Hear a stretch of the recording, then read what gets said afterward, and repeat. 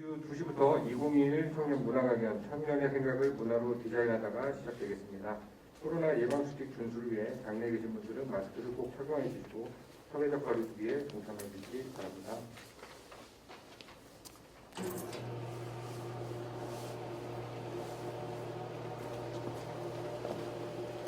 안녕하십니까.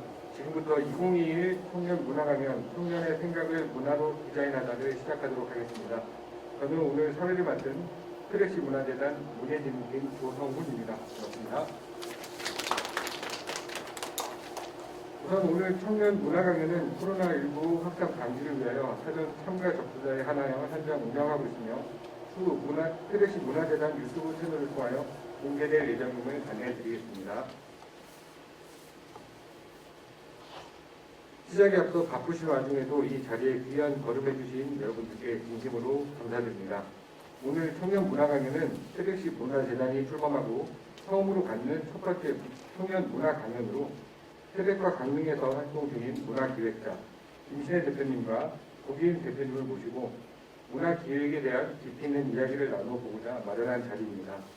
두 대표님은 고향을 떠나 서울에서 활동하시다가 태백과 강릉, 고향으로 돌아와 문화기획자로 왕성한 활동을 하고 있다는 점과 고향에 대한 애정이 대단하시다는 공통점을 가지고 있습니다. 강연의 순서는 먼저 태백에서 주식회사 널티를 운영하며 문화기획자로 활동하시는 김신혜 대표님께서 경험과 사례를 통한 많은 이야기를 들려주시겠으며 두 번째로 강릉에서 토지 갤러리를 운영하시며 여행 작가로 또 문화기획자로 활동하시는 고기인 대표님께서 경험과 사례를 통해 많은 이야기를 들려주시겠습니다. 그리고 마지막으로는 우리가 궁금해하는 이야기들을 질문하고 대표님들의 이야기를 듣는 순서로 진행하도록 하겠습니다. 먼저 주식회사 널티 김신혜 대표님을 소개해드리겠습니다. 김신혜 대표님은 우리 지역 태백에서 주식회사 널티를 운영하고 있으며 지역을 모으는 미술관 아티티, 놀며 일하는 공간, 무브누드 등 공간을 기획하고 운영하는 문화기획자로 왕성한 활동을 하고 계십니다. 김신혜 대표님을 모시겠습니다. 큰 박수로 맞이해 주시기 바랍니다.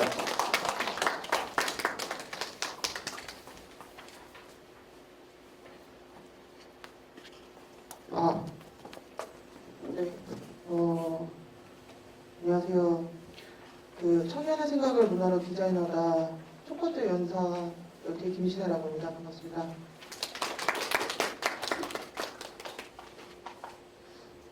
방금 전까지 막 떠들면서 좀 가볍게 있었는데 갑자기 손이가 떨리네요. 좀 마음의 준비를 하고 설 거예요. 저는 문화기획사 널티라는 회사 대표로 있고, 그리고 교육청 앞에 놀며이라는 공간 무브노드라는 코워킹 스페이스를 운영하면서 문화기획자로 활동을 하고 있습니다. 그런데 이제 발표에 앞서 사실 뭔가 이런 문화예술 관련한 발표를 지역에서 처음 해보는 것 같아요. 이게 굉장히 감회가 새롭고, 그리고 이제 이런 자리를 마련해 주신 크래시 문화재단에게 먼저 감사하다는 말씀을 먼저 드리고 싶습니다. 제가 제 소개를 하면서 같이 어떤 문화기획자라는 사람이 어떤 것들을 가지고 있어야 되고, 그리고 이제 어떤 활동을 하는지 이런 것들을 좀 말씀드리려고 해요. 한번 진행을 해보도록 하겠습니다.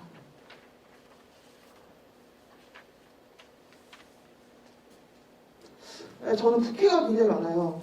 기획자로 활동하고 있지만 다양한 어떤 활동들을 하고 있는데, 김신혜 A는 이렇게 소개를 합니다. 저는 게임 아트 디자이너입니다. 라고 소개를 할 때가 있어요. 이렇게 소개를 하면 머릿속에 이제 그려지는 것이, 게임의 어떤 이미지를 만드는 사람이구나, 이렇게 생각이 들어서 저한테 이제 질문을 해요. 그러면 뭐 3D 모델러야? 아니면 뭐 그림을 그린 사람이야? 이렇게 질문을 합니다. 그러면서 이제 대화가 시작하는 게 되는 거죠. 그래서 이제 그렇게 소통을 하게 되고, 두 번째 김신혜 B는 이런 식으로 또 소개를 할 때가 있습니다. 저는 그래픽 디자이너예요. 라고 소개를 할 때가 있어요. 사실 제가 그래픽 디자이너 출신으로 문화기획자를 하고 있거든요. 그래서 그래픽 디자이너예요. 라고 소개를 하면 사람들이, 그럼 뭐 책을 만들어? 뭐 포스터를 그려? 뭐 이런 질문들을 하게 돼요. 그러면서 또 이제 다양한 어떤 소통들을 하게 되는 거죠. 그리고 지금의 김신혜 C는 문화기획자입니다. 라고 소개를 할 때가 있어요. 보통 이렇게 소개를 하면 사람들이 어떻게 돌아오냐면,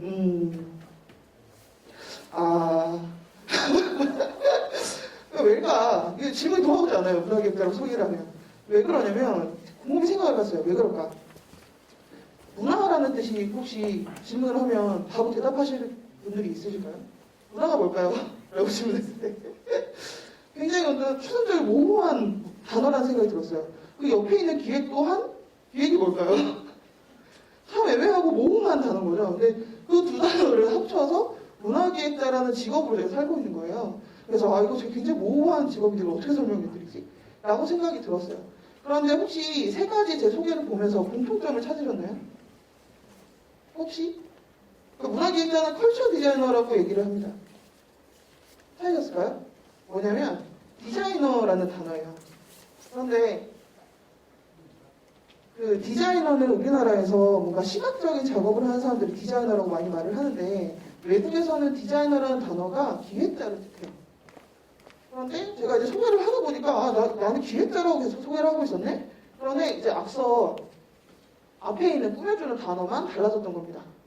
그래서 이 코어한 어떤 기획이라는 단어를 그 중심에 두고 여러 가지를 이렇게 붙일 수가 있구나라고 생각이 들었어요. 그거를 이제 김신의 무한대로 소개를 하겠습니다. 아, 개그였는데. 네. 죄송합니다. 그리고 실제로 제가 문화기획자 활동을 하다 보니까 앞서 했던 이런 게임 아트나 그래픽 디자인에서 제가 문화기획자를 준비하고 있었던 거예요. 그래서 그런 것들에 대한 이야기를 한번 해보도록 하겠습니다. 네, 첫 번째 제가 이제 그래픽 디자인으로 시작을 했는데 저는 배우질 못했어요. 되게 무지했어요.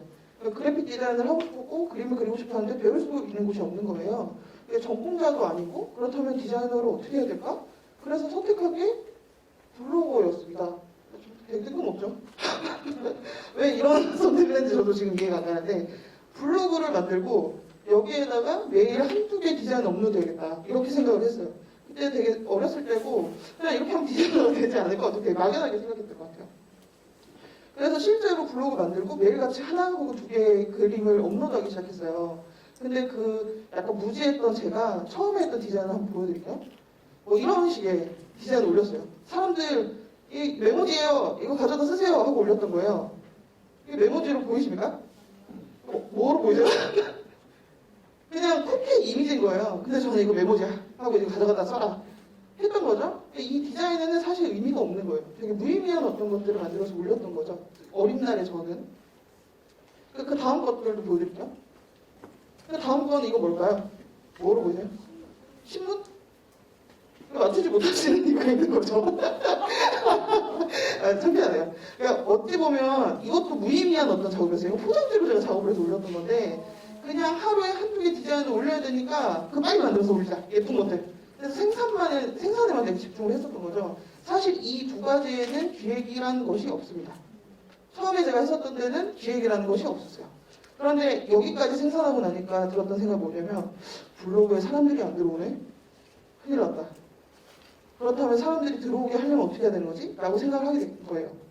그 다음에 이제 보여드릴게요. 이 생각을 하고 나서의 작업. 되게 지금, 이게 되게 창피해요. 사실 디자인이 지금. 근데 기능적인 것만 보여드리고 가져왔는데, 이거 뭐냐면, 그쯤에서 이제 화이트 데이였던 거예요. 그래서, 그럼 여성들이 주는 게 맞나요? 아무튼, 그 화이트 데이 때 포장할 수 있는 포장재를 한번 올려보자, 디자인에서. 그래서 이렇게 작업한 거예요. 좀 무섭게 생기긴 했지만. 근데 얘가 어떻게 사용할 수 있느냐면 이렇게 그러니까 주둥이에 이렇게 사탕이 보여지게 디자인을 한 거죠. 그래서 사람들이 와 이거 되게 재밌네 하고 막 다운받아서 쓰기 시작하는 거예요. 근데 블로그에 반응이 오기 시작한 거예요. 그러니까 여기서부터는 제가 어떤 기능적이나 효율적인 면을 디자인하기 시작한 거예요. 그 기획을 하기 시작한 거죠. 그 다음 것도 보여드릴게요.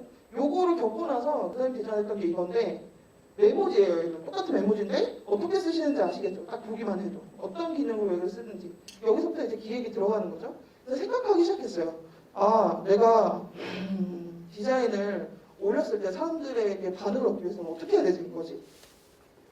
이제 질문하기 시작한 거예요. 그러니까 드디어 생각하기 시작한 거예요.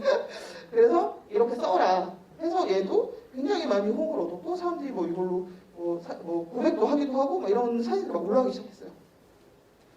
그러고 이제 마지막쯤에 제 기획은 여기에다 이제 컨텐츠를 넣기 시작했어요. 그러니까 첫 번째 관찰했던 게 그렇다면 필요한 것이 무엇이냐라고 질문했을 때 타인들이 필요한 건 제가 잘 모르겠더라고요. 왜냐하면 집에서 혼자 작업을 하고 있었기 때문에.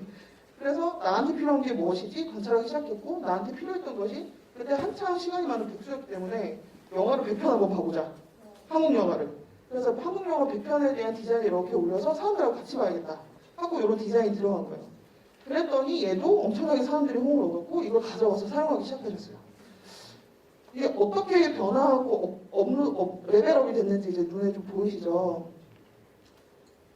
그래서 제가 이렇게 운영을 했더니 약 800만 명 방문한 파워블로거가 됐어요. 어느 순간에 이렇게 됐어요. 근데 사실 이거를 자랑하기 위해서 가져왔던 게 아니라 뭔가 기획이라는 것이 붙으면 이 정도의 어떤 파급이 생기는구나. 이런 것들을 알려드리려고 이제 가져왔고 그리고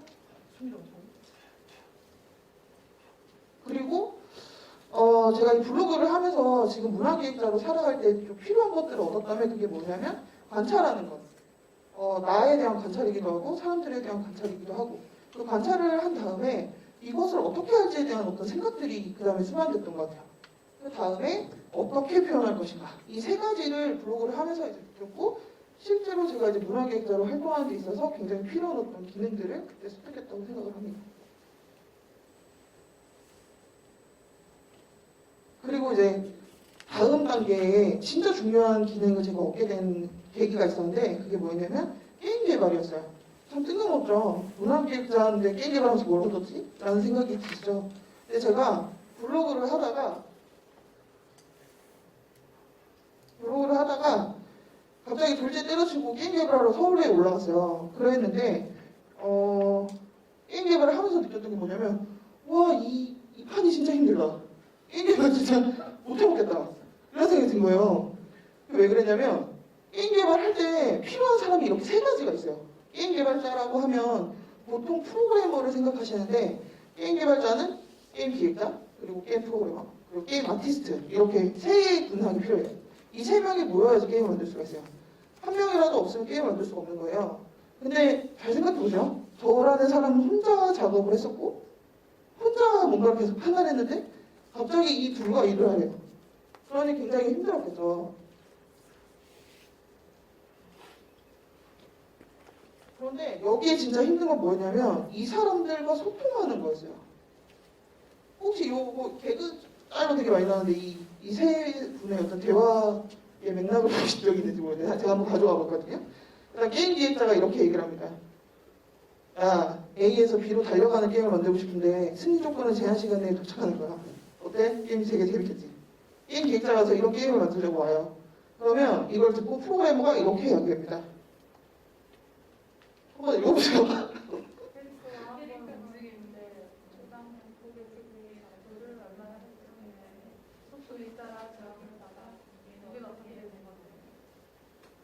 이런 질문을 해요. 그러면 기획자가 뭐라고? 이렇게 셋이 앉아서 이렇게 대화를 합니다. 뭐라고? 이거 뭐 무슨 뜻이지? 그러면 제가 이제 치고 나가는 거죠. 이렇게 질문하는 거죠. 달리는 곳이 어디야? 바람이 불고 해가 뜨고 달이 지는 어떤 그런 운치 있는 곳이어서 달렸으면 좋겠어. 그리고 머리카락이 찰랑거리면서 달리면 진짜 예쁘겠다. 이러면 개발자가 갑자기 딱 나타나서 야 그거는 구현이 안 되니까 닥쳐. 셋이서 그런 대화를 계속 주고받고 있는 거예요. 그렇다면 이 게임을 만들어질까요? 안 만들어져요. 망해요. 무조건 망해요. 그래서 이때 느꼈던 게 뭐냐면 기획자에게 필요한 것은 소통하는 방식이었던 거예요. 우리가 처음 만났을 때 저 사람이 어떻게 살았는지 모르기 때문에 저 사람의 언어를 이해할 수가 없거든요. 근데 기획자는 그걸 귀신같이 캐치해서 저 사람이 이렇게 얘기하겠구나. 그것들을 이해하는 능력이 되게 필요했던 거예요. 그래서 저는 게임 개발하면서 그런 것들을 되게 자연스럽게 습득했던 것 같아요. 그리고 그냥 소통만 해서는 안 되고 설득하는 게 필요해요. 자기가 만들고자 하는 것이 있는데 여기까지 와줄 수 있겠니? 같이 가자. 이런 것들이 필요한 거고 그것이 다 됐을 때 다음에 이제 협업에 성공할 수 있는 것 같습니다. 사실 기획자가 할 수 있는 능력은 요거 세 개만 하셔도 문제 없어요. 왜냐면 아이디어는 다른 사람들이 줄 수 있거든요. 그렇습니다. 그래서 이제 이렇게 6개를 이상하게 제가 살면서 문화기획자가 되려고 그랬는지 자연스럽게 이렇게 습득할 수 있었던 것 같아요.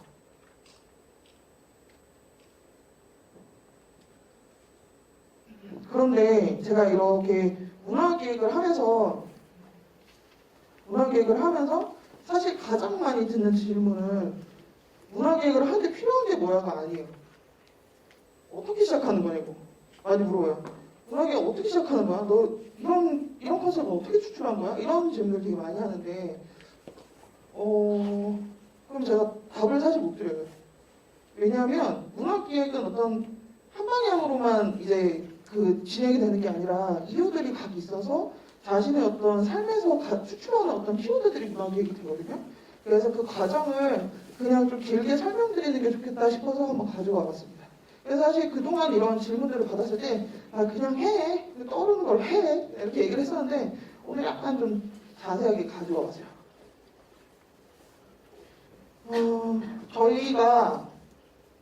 저희 무브노드 하면은 주변에서 이제 가장 많이 떠오르는 게 얘네는 왜 이렇게 걷지?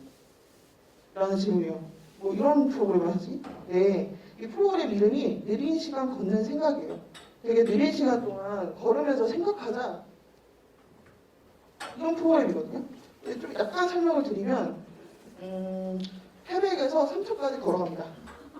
이유는 없어요. 그리고 그냥 걷겠대요. 제가 이 박사를 걸을 거고 와. 이걸 2018년도에 저희가 이제 10월 21일 있는 주에 시작을 했어요. 원래 이랬더니 사람들이 얼마나 모였을까요? 30분 정도 오셨어요. 그게 이해가 안 되죠. 저도 이해가 안 됐어요. 그래서 이제 처음에 이걸 기획할 때 주변 친구들한테 말했단 말이야. 내가 이런 걸 할 건데 할래? 그랬더니 애들이 이상한 얘기 하지 말라고 제발. 난 안 한다. 이런 얘기를 했었어요. 그래서 너무 억울해가지고 막 이제 페이스북에 올린 거죠. 나 이런 거 할 건데 올래요? 그랬더니 사람들이 막 오겠다고 댓글 다른 거예요. 그러고 실제로 오신 분들이 한 3분 정도 되셨어요.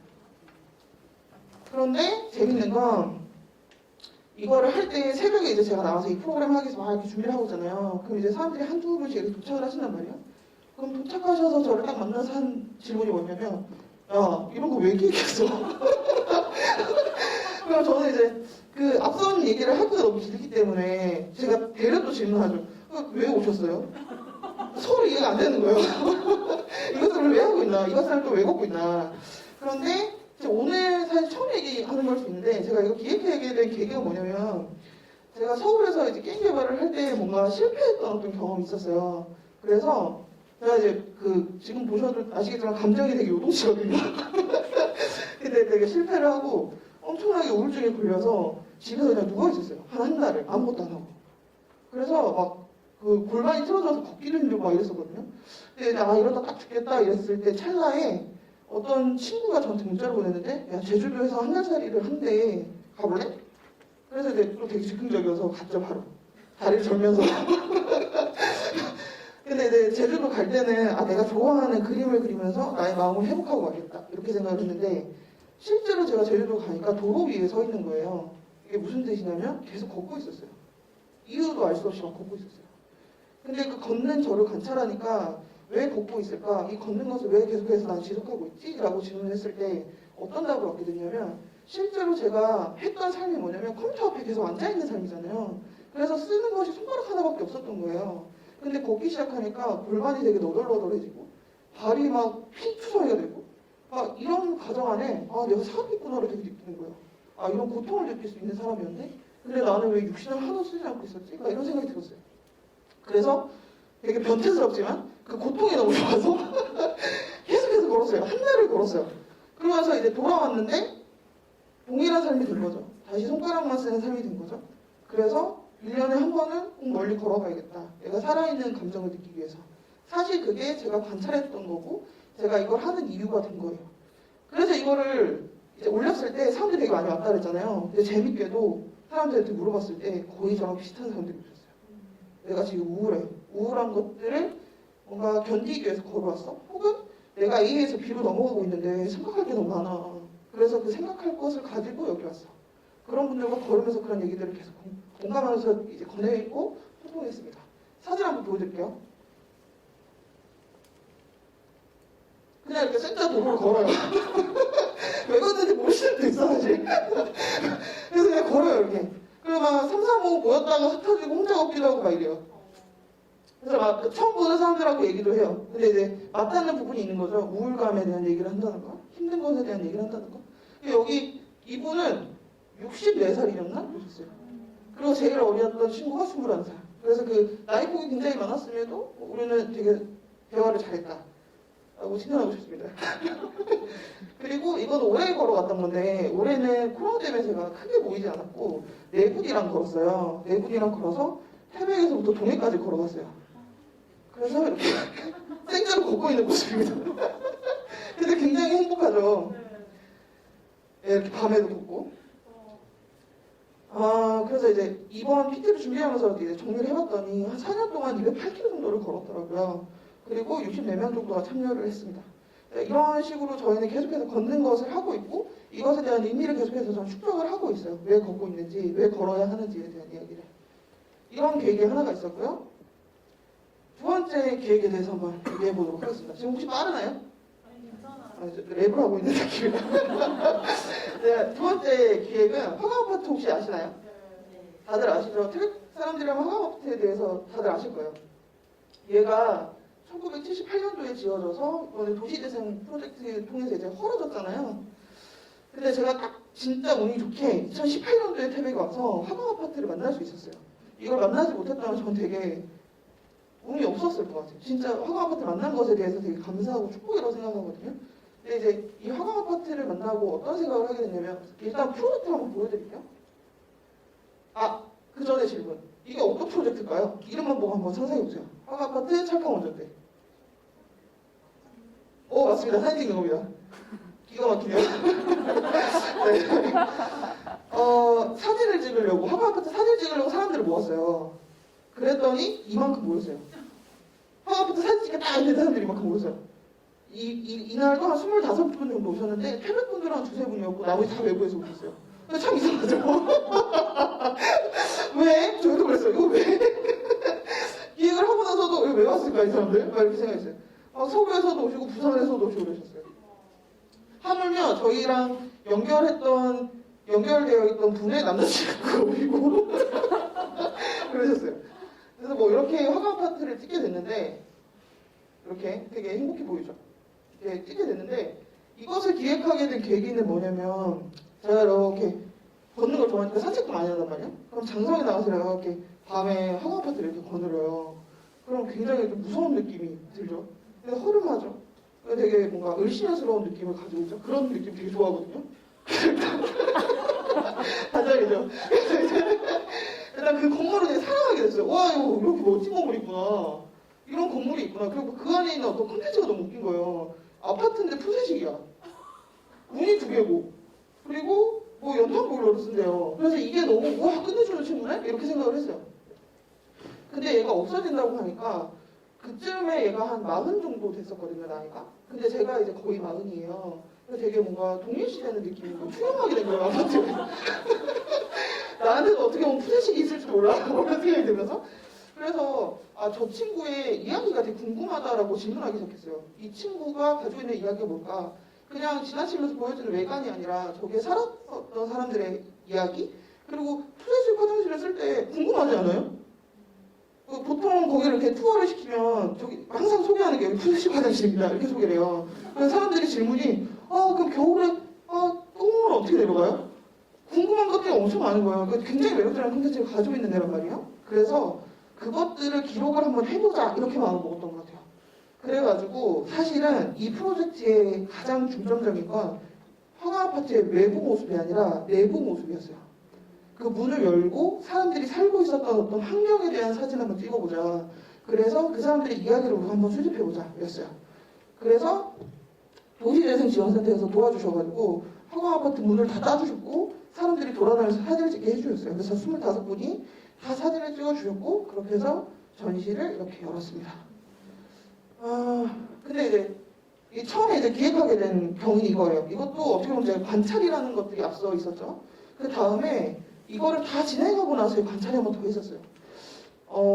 이 프로젝트는 사실 제 마음속에 많이 남는 이유가 뭐냐면 사실 저도 이 화강아파트를 보면서 이렇게 생각했어요. 저기에 살고 있는 사람은 사실 그 깊은 내면에 이런 이야기가 있었던 것 같아요. 저기에 살고 있는 사람들은 가난할 것이다. 저기에 살고 있는 사람들은 힘들 것이다. 사실 좀 죄송한 말이지만 교만한 얘기지만 그렇게 어떻게 보면 관념이 있었던 것 같아요. 근데 이 프로젝트를 하면서 어떤 것들을 봤냐면 이 화강 아파트에서 너무 행복하게 사시는 거예요, 주민들이. 그리고 그 긍지가 엄청 대단하셨어요. 왜냐면 78년도에 입주할 때 광부로 10년을 살아야지 저기 꼭대로에서 들어갈 수 있었대요. 그럼 저기에 들어갔던 것 자체는 본인의 삶의 어떤 되게 확인일 수 있고 엄청 긍지일 수 있잖아요. 그걸 가지고 가세요. 그리고 내부에 딱 들어가잖아요? 그럼 옛날 아파트 같지가 얼마나 쓸고 닦고 예쁘게 해놓으셨는지 그런 것들을 보면서 모든 것들이 겉만 보는 게 아니라 사실 내부로 들어가야지 알 수 있는 것들이 훨씬 많구나. 이런 것들을 되게 느끼게 해줬던 프로젝트였어요. 그래서 이런 어떤 메시지들이 쭉 담겨서 이렇게 전시를 했고, 그리고 재밌는 것은 이걸 통해서 혹시 이거 다큐멘터리 보셨어요? 이 다큐멘터리가 만들어지게 된 계기가 화강아파트 철강원전대 덕분이에요. 제가 이제 이거를 한다고 했더니 PD님이 전화 오셔서 야, 나 다큐멘터리 찍고 싶다. 어떻게 하면 되겠다. 하고 이제 이 작업을 하게 되셨고, 재밌는 건 이 PD님이 이걸 찍으셔갖고 상도 받으시고 승진도 하셨다는 이야기가 있으시더라고요. 그래서 이게 다 저희 덕이다. 그리고 이제 유튜브로 나가지고 좀 잘라주시면 안 돼요? 이건 그냥 개그였고 그렇다는 얘기입니다. 그리고 이제 사실 이거는 그렇게 하고 누가 한 명도 얘기 안 했는데 혹시 이런 축제가 만들어진 것도 우리 덕분 아닐까? 라는 생각이 들어서 이제 끼어팔기로 가지고 와봤습니다. 그래서 요거를 좀 정리해보면 그 작은 어떤 기획이 사실 돈 한 푼 안 들었어요. 그런데 25분이 참여하셨고 조안의 전시가 있었고 다큐멘터리가 되고 마을 축제가 되고 이렇게 어떤 변화가 있었습니다. 그리고 마지막 프로젝트입니다. 이건 혹시 보신 분이 계실까요? 만나신 분이 있으실까요? 좀 있으시네요. 저희가 앞으로도 열심히 하겠습니다. 반짝반짝 빛나는이라는 프로젝트였는데 얘는 작년에 저희가 진행을 했었어요. 근데 좀 달라요. 전에 했던 문화기획들하고 다른 점이 있어요. 그게 뭐냐면 전에 했던 문화기획들은 제가 하고 싶어서 이렇게 진행을 했어요. 왜를 찾았고 관찰했고 이걸 이렇게 만들면 되겠다라고 머릿속에 이제 그려져서 작업을 했었는데 얘는 어떻게 작업을 했냐면 도시재생지원센터 센터장님이 야 이런 사업이 있으니까 해봐. 그러셔갖고 예 해서 이제 받았어요. 아니 사실 사업을 받은 건 아니고 지원을 해봐야 되겠다 마음을 먹은 거죠. 근데 사실 저는 일을 어떻게 하냐면 외가 없이는 할 수가 없는 사람이에요. 외가 있어야지 꼭 한단 말이에요. 그래서 얘는 억지로 외를 만들기 시작했죠. 근데 얘가 사실 아까 화강아파트 찰카원정대에서 시작을 하게 됐는데 실제로 우리 지역이 되게 반짝반짝한 것들이 많은데 광산이나 어떤 그런 탄광이라는 이미지에 가려져서 그 사소한 어떤 이야기들 다 가려져 있구나 이런 것들을 생각하게 됐어요. 그래서 이제 그럼 지역에 있는 반짝반짝 빛나는 이야기들을 주워 모을까? 일단 그 첫 번째가 하나 이렇게 시작을 하게 된 거예요. 그래서 얘는 어떻게 프로젝트를 했냐면 뒤에 못 적었습니다. 저희가 지역의 30분의 어른들에 대한 이야기 그리고 그림, 사진 그리고 이야기, 인터뷰 뭐 이렇게 모아갖고 이런 책을 냈어요. 그리고 이런 전시를 했고 이렇게 그림 그리는 워크숍도 진행을 했고 그래서 총 30분의 아주 작은 이야기들 모아서 한 권의 책을 만들었어요. 그리고 또 하나의 채널은 이제 지역에 있는 공예 작가들의 29분 정도의 어떤 또 이야기를 모아서 영상을 만들고 이런 것들을 배포하기 시작했어요. 근데 사실 문화 기획을 하고 그걸 운영하는 과정은 어떤 것이 돼도 상관이 없는데 제가 이걸 진행하면서 왜를 찾게 됐어요. 진행하면서 이걸 하는 이유가 이거였구나를 사실 알게 됐던 게 뭐였냐면 사실 이걸 처음에 기획할 때 왜가 없이 시작했으니까 자신감이 없는 거예요. 그래서 사람들을 만나면 계속 물어봤어요. 너는 살면서 반짝반짝했던 순간이 뭐야? 뭐였어? 이걸 되게 물어봤어요. 계속 물어봤어요. 사람들한테. 근데 이때도 약간 뚝배기를 맞는 것처럼 이렇게 생각하는구나 사람들은. 내가 생각했던 거 너무 다르네? 이런 생각이 들었어요. 그게 뭐였냐면 하나를 예시로 들면 저희랑 이제 협업했던 인터뷰 작가셨는데 그분의 반짝반짝 빛났던 때는 그분이 원래 연극을 하고 싶으셨대요. 그래서 이제 극단에 들어갔고 막 이렇게 같이 일을 하게 된 거죠. 근데 처음 주어지는 일이 뭐였냐면 그게 딱 시작할 때 저 뒤에서 커튼을 착 치고 문을 닫으면서 연극 시작하겠습니다 이때래요. 그때가 제일 반짝반짝 빛났다는 거예요. 그래서 이상하다. 여기 있기 때문인가? 그런 생각이 들었는데 물어보는 자들마다 다 그런 느낌이었어요. 그리고 저도 개인적으로 저한테 물었어요. 나는 반짝반짝 빛났던 때가 언제지? 라고 질문을 했더니 저는 언제였냐면 저는 20대 초반에 만화가 밑에서 일을 했었거든요. 근데 그 만화가 분이 진짜 성격이 엄청 더러웠어요. 그리고 제가 뭐 조금만 실수하면 엄청 욕을 하는, 쌍욕을 하시는 거예요. 근데 그 어린 날에 제가 이거를 견디기가 너무 힘든 거예요. 그래서 밤에 새벽에 잠이 안 와서, 화가 나서 새벽에 잠이 안 와서 운동장에 나가서 막 뛰었거든요. 한 10바퀴씩 막 뛰었어요. 근데 그때 모습이 딱 기억이 나는 거예요. 반짝반짝 빛났던 그 시기가. 왜 그랬을까를 생각해보면 나는 내가 하고 싶은 걸 하기 위해서 그 견디는 시간을 되게 반짝반짝하게 빛난다고 생각을 하는구나. 그리고 많은 이들도 사실 처음 뭐 포르쉐를 샀어. 뭐 100평원짜리 아파트를 샀어. 이게 아니라 내가 나로서 살았던 어떤 그 순간을 더 반짝반짝 빛났다고 생각하는 게 아닐까? 라고 생각이 들면서 아, 이 프로젝트는 그렇게 진행해야겠다. 라고 그냥 끼워 맞추듯이 진행하게 됐습니다. 그래서 실제로 이 프로젝트가 되게 잘 됐어요. 지역에서 되게 집중해 주셨고 이제 이 책자는 전국의 사람들한테 보내줘가지고 엄청 좋은 어떤 피드백을 받았습니다. 그래서 이제부터 이제 소통에 대한 얘기가 나오는데요. 저희가 이 프로젝트 같은 경우는 15명의 협업자가 들어왔어요. 15명이랑 같이 일을 했어요. 그러니까 엄청 얘기를 많이 했겠죠. 그때 거의 그랬습니다. 그리고 49명의 기록이 남겨졌고 이 안에 인터뷰글, 사진, 전시책, 그리고 불빛. 요게 중요합니다. 요것도 좀 끼워 맞춰 볼게요. 장성이가 지금 불빛 엄청 많죠? 네. 이거 처음에 저희가 시작했죠? 이것도 잘라주세요, 유튜브에서. 그래서 이제 그렇게 커져가지고 이제 불빛이 생겼다는 뭐 그런 얘기를 하고 싶어가지고. 네. 근데 이제 사실 그 반짝반짝 빛나는으로 저희 끝이 아니라 올해 도서관을 만들기로 했어요. 사람들의 이야기를 모아서 도서관을 만들어보자. 반짝반짝 빛나는이 남겨준 그 다음 프로젝트가 요겁니다. 얼라이브러리. 기억을 모으는 도서관. 그래서 지금 사실 이게 진행 중이에요. 요거는 설명하지 않고 지나가요. 지금 진행 중이어서 저희가 12월 중순쯤에 요거와 관련된 부페어를 진행할 거거든요. 궁금하시면 오셔서 봐주시면 감사하겠습니다. 그렇습니다. 그런데 요것도 이유가 있어요. 제가 도서관을 왜 컨셉을 잡았을까? 이 얘기를 좀 하고 싶었어요. 도서관을 왜 컨셉을 잡았냐면 사실 제가 죽기 직전에 도서관 만드는 게 꿈이에요. 왜 그러냐면 이것도 그냥 꿈이에요. 하루 끝나면 안 돼요. 왜? 좀 질문해야 되는 거죠. 이것도 개인적인 경험인데 제가 이제 서울 살 때 되게 좀 힘들었어요. 너무. 그래서 서울에 되게 뭔가 사람들한테 엄청 치이거나 아니면 일에 너무 치이거나 지칠 때 이렇게 정신을 차리고 제가 도서관에 가서 앉아있는 거예요. 근데 책도 안 읽고 그냥 가만히 앉아있다가요. 그러면은 지금 생각해보면 거기 도서관 사서는 얼마나 무서웠을까. 그런 생각이 드는데 그때도 이제 질문하기 시작한 거예요. 저를 관찰하기 시작한 거예요. 나는 왜 힘들 때 도서관에 와서 앉아있을까? 그랬더니 생각나는 것이 있었어요. 그게 뭐였냐면 중학교 때 언니랑 이제 홍지 시내에서 이렇게 그 도서관까지 이제 걸어가서 책을 항상 빌려서 다시 집으로 돌아왔었거든요.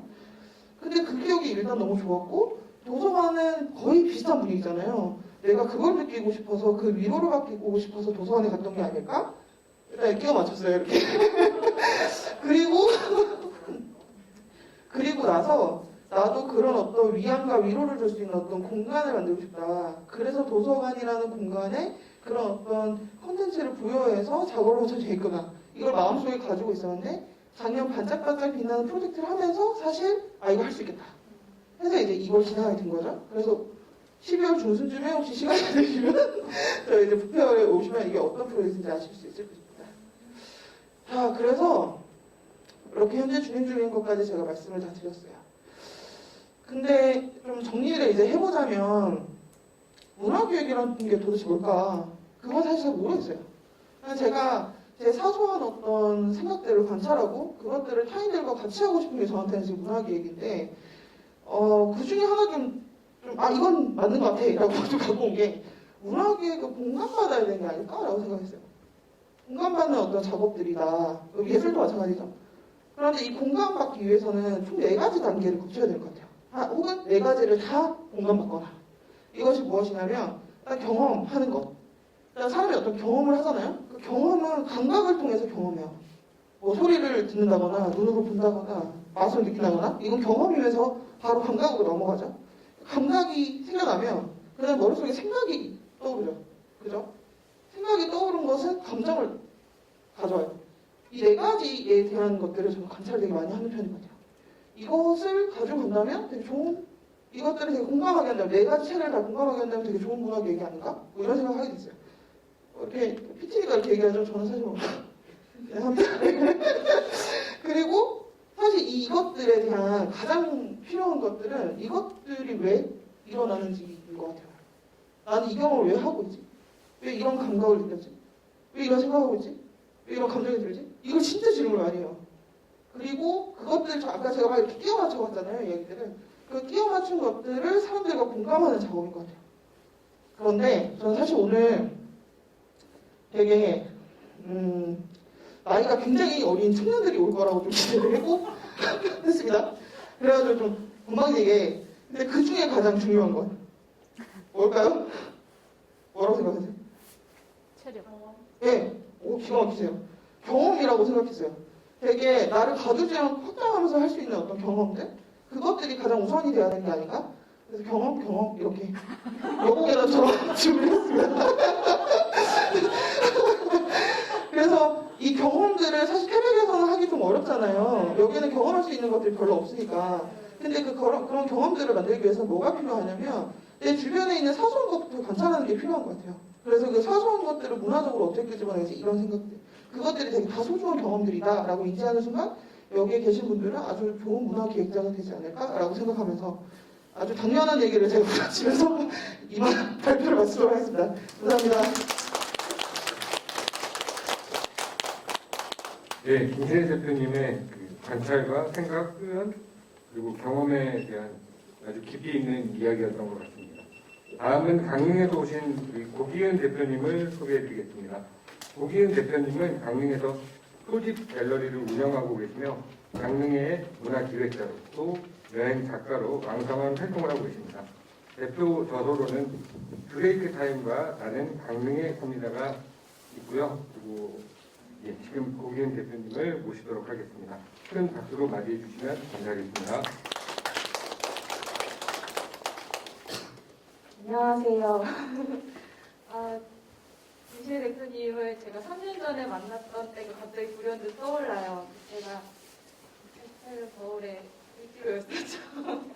그날 모인 사람들이 다 서로 저 낯가리는데 하면서 만났는데 새벽까지 술을 마셨던 그런 날이었는데 처음 만났는데 네, 근데 제가 지금 3년을 돌아보면서 또 이 과정을 또 듣고 나니까 저한테도 되게 감회가 새로워요. 되게 변함없는 마음으로 끊임없이 되게 또 변화를 또 추구하셨구나 그걸 많이 느끼고 또 저도 이 자리에 이렇게 초대가 돼서 너무 감사드린다는 말씀을 전하고 싶고요. 네, 저는 강릉에서 왔습니다. 사실 저는 강릉에서 19살 이제 수능을 치르고 20살에 대학을 가면서 강릉을 떠났어요. 강릉으로 안 돌아올 생각으로.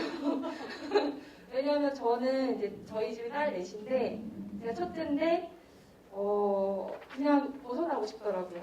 그냥 벗어나야 뭔가 좀 홀가분해질 것 같고 그래서 그걸 하나의 이제 선택할 수 있었던 게 대학이었던 것 같아요. 떠날 수 있는 하나의 선택지. 그래서 고향을 떠났는데 제가 생각해보니까 9살 되게 호되게 덕는 것 같아요. 신기하게도 29에서 30 사이에 또 엄청난 방황을 했고 결국 또 택한 곳이 고향이었어요. 그때 이제 회사를 한 4년 정도 다니고 그만둘 때 다른 꿈을 찾아서 사실 떠났던 건데 그게 안 되는 거예요. 드라마 작가를 하고 싶었거든요. 그게 되게 오랜 꿈이었어요. 근데 그게 참 안 되더라고요. 마음 먹을수록 안 되더라고요. 진짜 그때 마음 먹었었는데 그래서 그렇게 조금 방황하다가 한 2달 정도 홀로 여행을 떠났다가 빈털터리가 돼서 다시 고향으로 돌아왔어요. 길을 언덕이었던 거죠. 근데 그때 또 감사한 거는 막내 동생이 딱 대학교를 가는 시점이었어요. 그게 만나지니까 집은 적적하고 제가 이제 외동딸처럼 지낼 수 있겠다. 저의 로망이었거든요. 외동딸이 되고 싶었던. 근데 이제 그러면서 제 방이 있고 해서 그렇게 해서 또 되게 또 좀 어떤 위로를 받았던 시기였는데, 근데 제가 다시 돌아온 고향이 되게 낯선 거예요. 그러니까 제가 친했던 친구들은 다 떠났고, 거기서 어떤 친구는 없었고, 유일한 친구는 부모님밖에 없었고, 그러니까 모든 게 낯설고, 내가 이제 봤던 곳들도 너무나 저에게는 좀 새롭게 다가오고 그러는 거예요. 그러면서 사실은 좀 고향을 좀 돌아보는 여행을 시작했던 것 같아요. 제가 저를 표현할 때 좀 고향 여행자라고 표현을 하는데 그 이유는 사실 고향과 여행은 되게 뭔가 언밸런스한 부분이 있는데 저에게는 고향이 너무나 다 새롭고 낯설게 느껴졌기 때문에 제가 여행지에서 항상 받았던 하나의 제일 좋았던 건 그곳을 갔을 때 모든 게 다 어린아이의 눈으로 보는 것처럼 새로웠거든요. 근데 고향이 딱 그래서 고향 여행자라고 제가 이제 자칭을 하면서 그렇게 좀 살았어요. 근데 그 여행 시작점이 제가 좋아하는 장소인 경포호였어요. 여기 경포호는 어릴 때부터 보니까 유난히 제가 아버지랑 추억이 많은 장소더라고요. 이제 아침에 조깅을 하는 장소기도 했고 아버지가 이제 워낙 다니시는 걸 좋아하셔서 제가 항상 그 쫄래쫄래 따라다녔던 거죠. 그래서 그런 추억이 있던 장소인데 오랜만에 고향을 가서 제가 항상 또 마음을 붙이는 장소인 거예요. 근데 여기를 사계절을 이렇게 돌아보니까 여기가 너무 아름다운 곳이구나. 그리고 여기의 스토리를 자연스럽게 듣게 되는 거예요. 그러면서 제가 알고 있던 장소가 이렇게 무궁무진한 이야기가 있었나를 좀 알게 돼요. 그 중 하나가 그 강릉 경포호가 자연적으로 만들어진 호수 석호라는 거예요. 그러니까 그 이야기는 생태해설사 선생님을 통해서 좀 듣게 돼요. 근데 이 자연 호수가 강릉을 시작으로 고성까지 18곳이 있다는 얘기를 듣게 돼요. 그게 딱 저에게는 좀 흥미를 끌더라고요. 그렇게 해서 이제 이 석호 여행을 시작을 하는데요. 사실은 이게 이제 혼자 한 여행은 아니었고, 아버지랑 같이 시작했어요.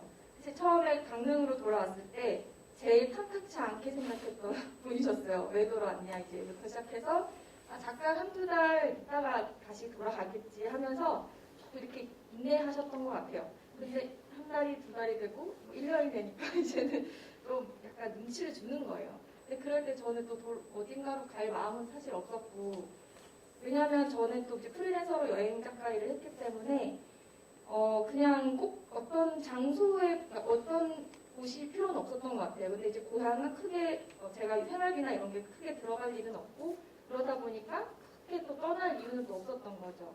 그러니까 이제 아버지 입장에서 답답한 거죠. 뭔가 애가 정처 없이 떠도는 것 같고.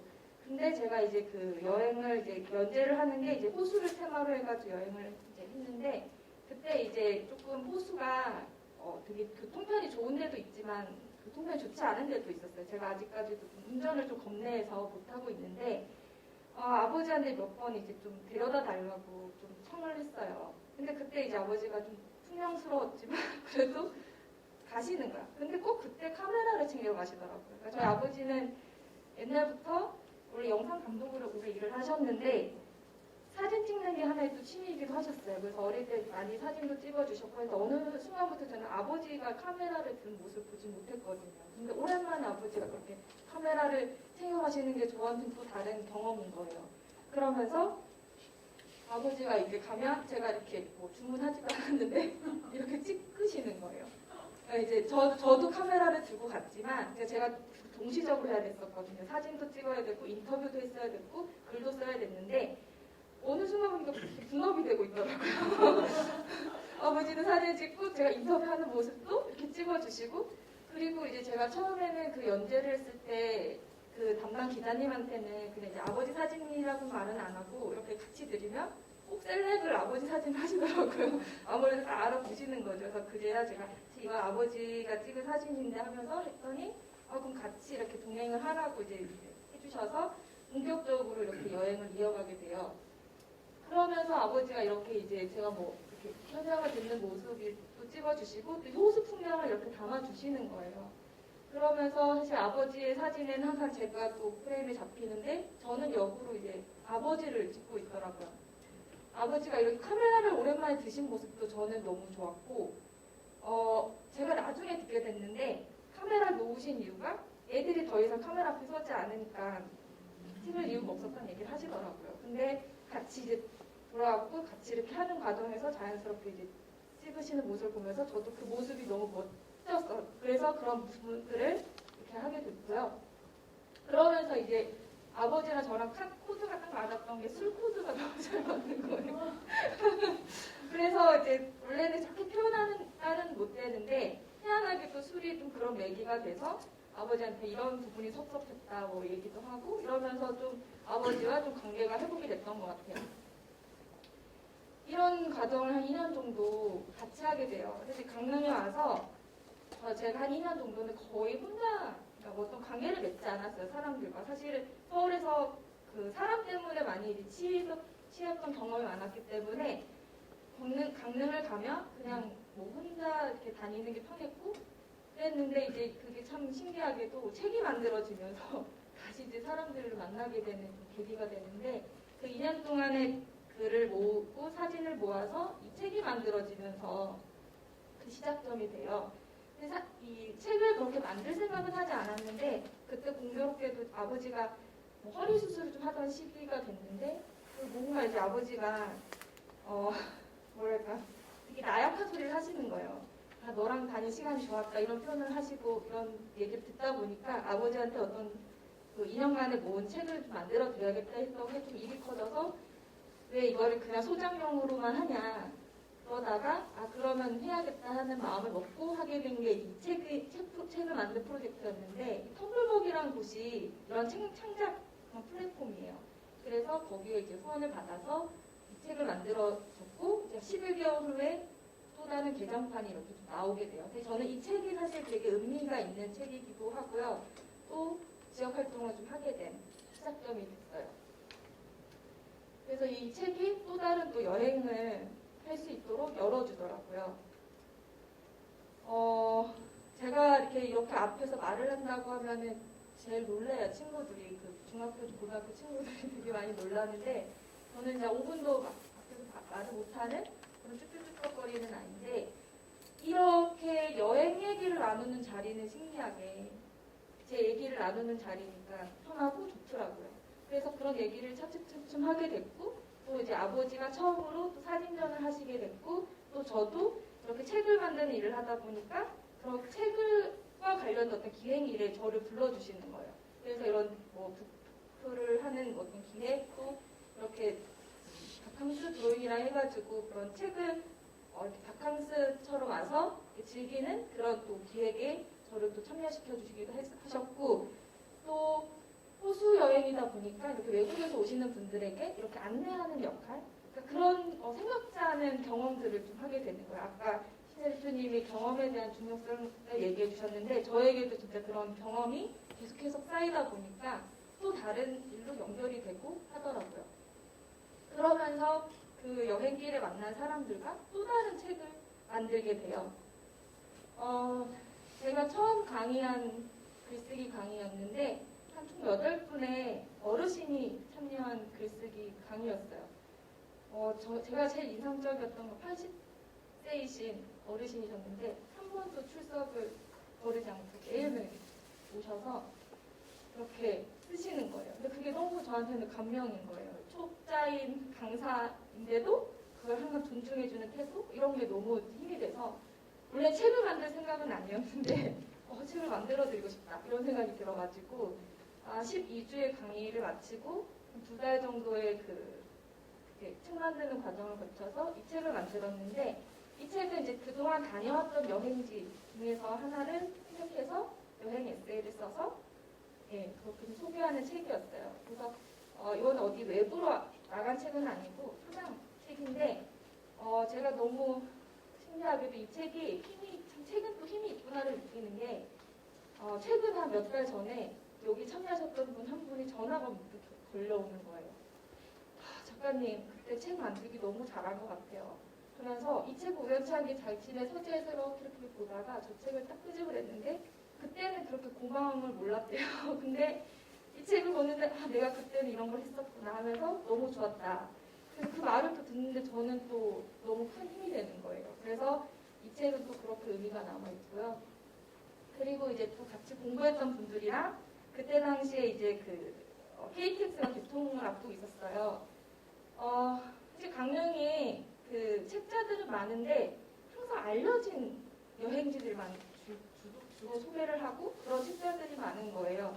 그럼 현지인들이 좋아하는 여행지들이 있을 텐데 하면서 시작을 했던 프로젝트였어요. 그래서 강릉의 반할지도라고 해서 그 10분이 참여를 하셨고 그 한 분 한 분마다 그 여행지가 왜 자신한테 특별한지 이런 글을 짤막하게 적고 이 여행지에서는 이런 걸 느껴보세요 하는 글을 함께 실어서 이렇게 지도 프로젝트를 같이 했던 적이 있었고요. 그 2010 그때 처음 개통된 날 이걸 이제 배포를 하는 그런 이벤트를 같이 해서 또 의미 있게 좀 남아 있었던 그런 프로젝트고요. 그리고 나서 이제 2018년이 됐죠. 그때 이제 신혜 대표님을 초반에 만났고 한 하반기쯤 되니까 3년 정도 되고 나니까 뭔가 여러 가지로 안 좋은 일 한꺼번에 딱 오는데 그런 시기가 또 도래해요. 그러니까 저에게는 항상 3이 아홉수도 아홉수인데 369가 항상 저를 따라다니는 거예요. 회사도 제가 한 3년 못 버티고 그만두기도 했고 뭐 이런 적도 많았고 항상 그 3이 복인데 강릉에서 3년이 됐을 때도 그랬어요. 아, 떠나야 되나? 뭐 이런 회의감도 막 들고 그랬었는데 근데 내가 또 이렇게 도망을 치는 거는 이제 좀 아니지 않나? 그런 약간 내적 갈등? 그러면 한 번만 더 할 수 있는 기회를 한번 찾아보자 하다가 하게 된 게 이제 공간이에요. 소집이란 공간인데 이걸 할 수 있었던 하나의 큰 계기에는 이 공모를 보고 나서예요. 그 전에 강원 천우경제센터에서 청년혁신가로 선발이 돼서 여기와 인연이 됐었는데 공간을 한 어떤 이제 이런 공고가 발견되면서 이게 뭔지 어떤지 뭔가 해봐야 된다는 어떤 희한한 어떤 지점이 딱 다다른 거예요. 그래서 하게 됐는데 여기에 이제 단 조건을 유휴 공간을 찾아야 됐었고 그걸 통해서 공간 재생을 통해서 창업을 해야 되는 그런 이제 조건들이었어요. 그럼 일단 공간을 찾아야 되는데 진짜 그냥 랜덤 헤딩하기 싫어 찾았던 거죠. 그렇게 해서 발견된 곳이 정산동이라는 마을에 이렇게 버려진 무사였어요. 그 당시에는 사실 이제 더 이상 소는 안 키워서 저희 집기류들이 막 쌓여있는 그런 창고로 쓰이더라고요. 그래서 이제 문을 열고 딱 들어갔을 때 저 7개의 기둥이 너무 마음을 끌었고 여기여야 된다는 어떤 확실히 딱 서면서 이 공간에 대한 허락을 구하고 하는데 제가 사실 건축에 대해서 조금이라도 알았으면 덤비지 못했을 것 같아요. 약간 저도 약간 무대포 정신이 있는 것 같은데 그렇게 해서 여기를 일단 택했기 때문에 또 선정이 됐기 때문에 어떻게 해서든 해야 되는 상황이 또 벌어진 거죠. 그래서 한 8개월 정도의 어떤 험난한 어떤 시기를 좀 겪게 돼요. 그러면서 또 어쨌든 좋은 분들을 또 만난 덕분에 또 이 공간이 좀 완성이 되고요. 그래서 저한테는 사실 이 수집이란 공간이 스토리로 먼저 다가왔어요. 소를 키웠던 공간이니까 내가 할 수 있는 일을 같이 결합시켰을 때 그래 이야기를 키워가는 공간으로 만들어보자. 물론 갤러리라는 어떤 하나의 형태는 있지만 사실 저는 전문 큐레이터도 아니었고 미술에 조예가 있었던 것도 아니었어요. 근데 그냥 막연하지만 이런 공간을 해보고 싶다라는 생각을 좀 하게 됐던 것 같아요. 그러면서 이제 2019년 4월 24일 날 첫 소집을 해요. 저 아버지가 같이 소집지기가 되는 첫날이고 이날을 잊을 수가 없는 게 첫 전시가 그 마을 어르신들의 사는 모습을 담은 사진전이었어요. 아버지 사진전인데 이 어르신들이 매번 공사를 할 때마다 도대체 저기는 어떻게 변하나 이렇게 궁금해하셨거든요. 근데 이제 딱 해서 너무 놀라시는 거예요. 이렇게 변했구나. 왜냐면 외벽은 거의 그대로인데 이제 안에 딱 들어갔을 때 너무나 이제 새로운 공간이어서 이렇게 보러 오시면서 누구네 엄마네 하면서 우리 동네 맞니 하면서 이제 그 사진으로 보는 자신의 마을이 너무 또 새로우신 거죠. 그러면서 이렇게 앞에서 이렇게 또 축하해 주시면서 저희 앞에 이제 부엌이 있는데 거기 또 마루에 앉아서 이렇게 먹었던 하나의 잔치를 한 날이었어요. 그래서 그날을 좀 저도 너무 잊을 수가 없고 아직까지도 그때만큼 강렬한 날은 없었던 것 같아요. 그래서 매번 4월이 될 때마다 이제 저희 아버지의 야무진 꿈이 있어요. 이런 자리를 또 마련하고 싶다. 그래서 코로나로 인해서 지금 2년째 못하고 있어서 내년에는 어떻게 해서 해보실 감이 크신 것 같아요. 사실 진짜 문화기획들 다 나오신 것 같아요. 그동안 열었던 전시가 총 이렇게 횟수를 보니까 29번의 전시를 열었더라고요. 감사하게도 제가 제일 걱정했던 게 전시를 계속 열 수 있을까였거든요. 시작을 할 때 좀 너무 못 모르고 시작을 했었기 때문에. 근데 너무 감사한 건 매달 이렇게 초대를 하거나 기획을 하거나 아니면 이제 대관 비율이 높아졌어요. 진짜 이건 너무 큰 감사한 부분인데, 근데 이분들이 왜 저희 소집을 택할까 생각을 했을 때 생각해보니까 그동안 전시 많이 여셨던 작가님들도 있으시거든요. 근데 그분들이 딱 얘기를 하시더라고요. 여기는 그냥 편하대요. 그리고 뭔가 어떤 이렇게 막 벽이 느껴지지 않아서 좋다고 하더라고요. 그러니까 아마 그게 어떤 불편한 요소들이 있으셨던 거겠죠. 근데 그런 걸 다는 헤아리지 못하지만, 근데 저는 항상 저도 전시관을 갔을 때 이렇게 벽에만 걸려있는 이 작품들을 마주했을 때 조금 어떤 차가움을 느꼈거든요. 너무 작품 좋은데 이 작품에 대한 얘기가 너무 궁금한데 작가님을 만날 수 없어서 좀 아쉬웠던 사람 중 하나였는데, 그랬기 때문에 저희 공간에서만큼은 그 이야기를 많이 풀어주셨으면 좋겠는 거예요. 그래서 어쩌면 이 이야기가 이렇게 풀어낼 수 있는 장소라는 게 작가님들한테는 제일 큰 매력이 아닐까 하는 생각이 좀 들더라고요. 그래서 저희 그 갤러리 뒤편에 가면 이렇게 아카이브만 한 공간이 있는데 그동안 열렸던 전시 포스터들 이렇게 계속 차곡차곡 모으고 있어요. 이게 저희에게는 큰 또 재산이기도 하고, 그래서 이렇게 볼 때마다 그때그때를 너무 또 떠올리게 해주셔서 또 감사한 부분이고요. 사실 소집에 처음에 시작을 하면서 이렇게 작가 만나는 말을 항상 만들었어요. 매달 한 번씩 이렇게 얘기 나누고. 근데 이제 그게 딱 코로나로 딱 끊기면서 이제는 그러지 못하지만 대신에 온라인으로 이렇게 좀 이야기를 전하고 있어요. 그래서 작가님들이 이 전시에서 풀지 못한 얘기를 같이 나누고, 또 한편으로는 또 오지 못하는 분들도 있거든요. 그러니까 전시에 오고 싶지만 멀리 살아서 오지 못하는 분들도 있는데, 그런 분들이 이제 이 유튜브를 보면서 작가님들 이렇게 만나서 좋다라는 얘기를 듣는 그런 또 계기가 되기도 하고요. 그러면서 사실 작년에 또 좋았던 하나의 프로그램은, 그러니까 저는 제가 원래 하던 일들을 병행하면서 소집을 이렇게 지키는데, 아버지는 이제 여기를 그냥 무조건이 지키셔야 되는 거예요. 아무것도. 아버지 입장에서는 여기를 자기를 묶어놓는 것 같고, 막 그래서 저한테도 이제 몇 번 좀 뭔가 속이 상한 얘기도 하시고 하셨어요. 그러다 보니까 제가 역으로 생각하면 내가 아버지하고 같이 하자고만 했지 아버지한테 어떤 걸 같이 해보자는 얘기는 안 했던 것 같은 거예요. 근데 이제 아버지는 뭘 해보고 싶으세요 하니까 이렇게 좀 사진 찍어주고 하는 걸 하고 싶다. 근데 그 전에도 아버지가 사람들 오면 이렇게 찍어주셨거든요. 근데 이제 그런 걸 이제 작년에 또 감사한 기회로 이렇게 좀 하는 시간이 됐었어요. 근데 너무 반응이 좋은 거예요. 왜냐면 저가 없는 날 아버지가 의외로 되게 상냥하시고 친절하신가 봐요. 블로그 후기 이런 걸 보면 저에 대한 얘기는 없고 아버지에 대한 폭풍 칭찬이 막 자자한 거예요. 그러니까 강릉 아버지 말씨가 조금 세거든요. 되게 퉁명스럽고. 근데 거기에 어떤 친근해적인 어떤 미소가 있든지 다 이렇게도 앉아보시고 저렇게도 앉아보시고 찍어드리겠다고. 그러면은 사람들이 하면서 이제 찍고 가는데 그게 너무 좋았던 경험. 그래서 이렇게 좀 사진과 액자를 만들어서 또 드리면 그걸 너무 좋아해 주시는 거예요. 그래서 작년에 좀 그런 좀 위기들을 좀 같이 이겨낼 수 있었고요.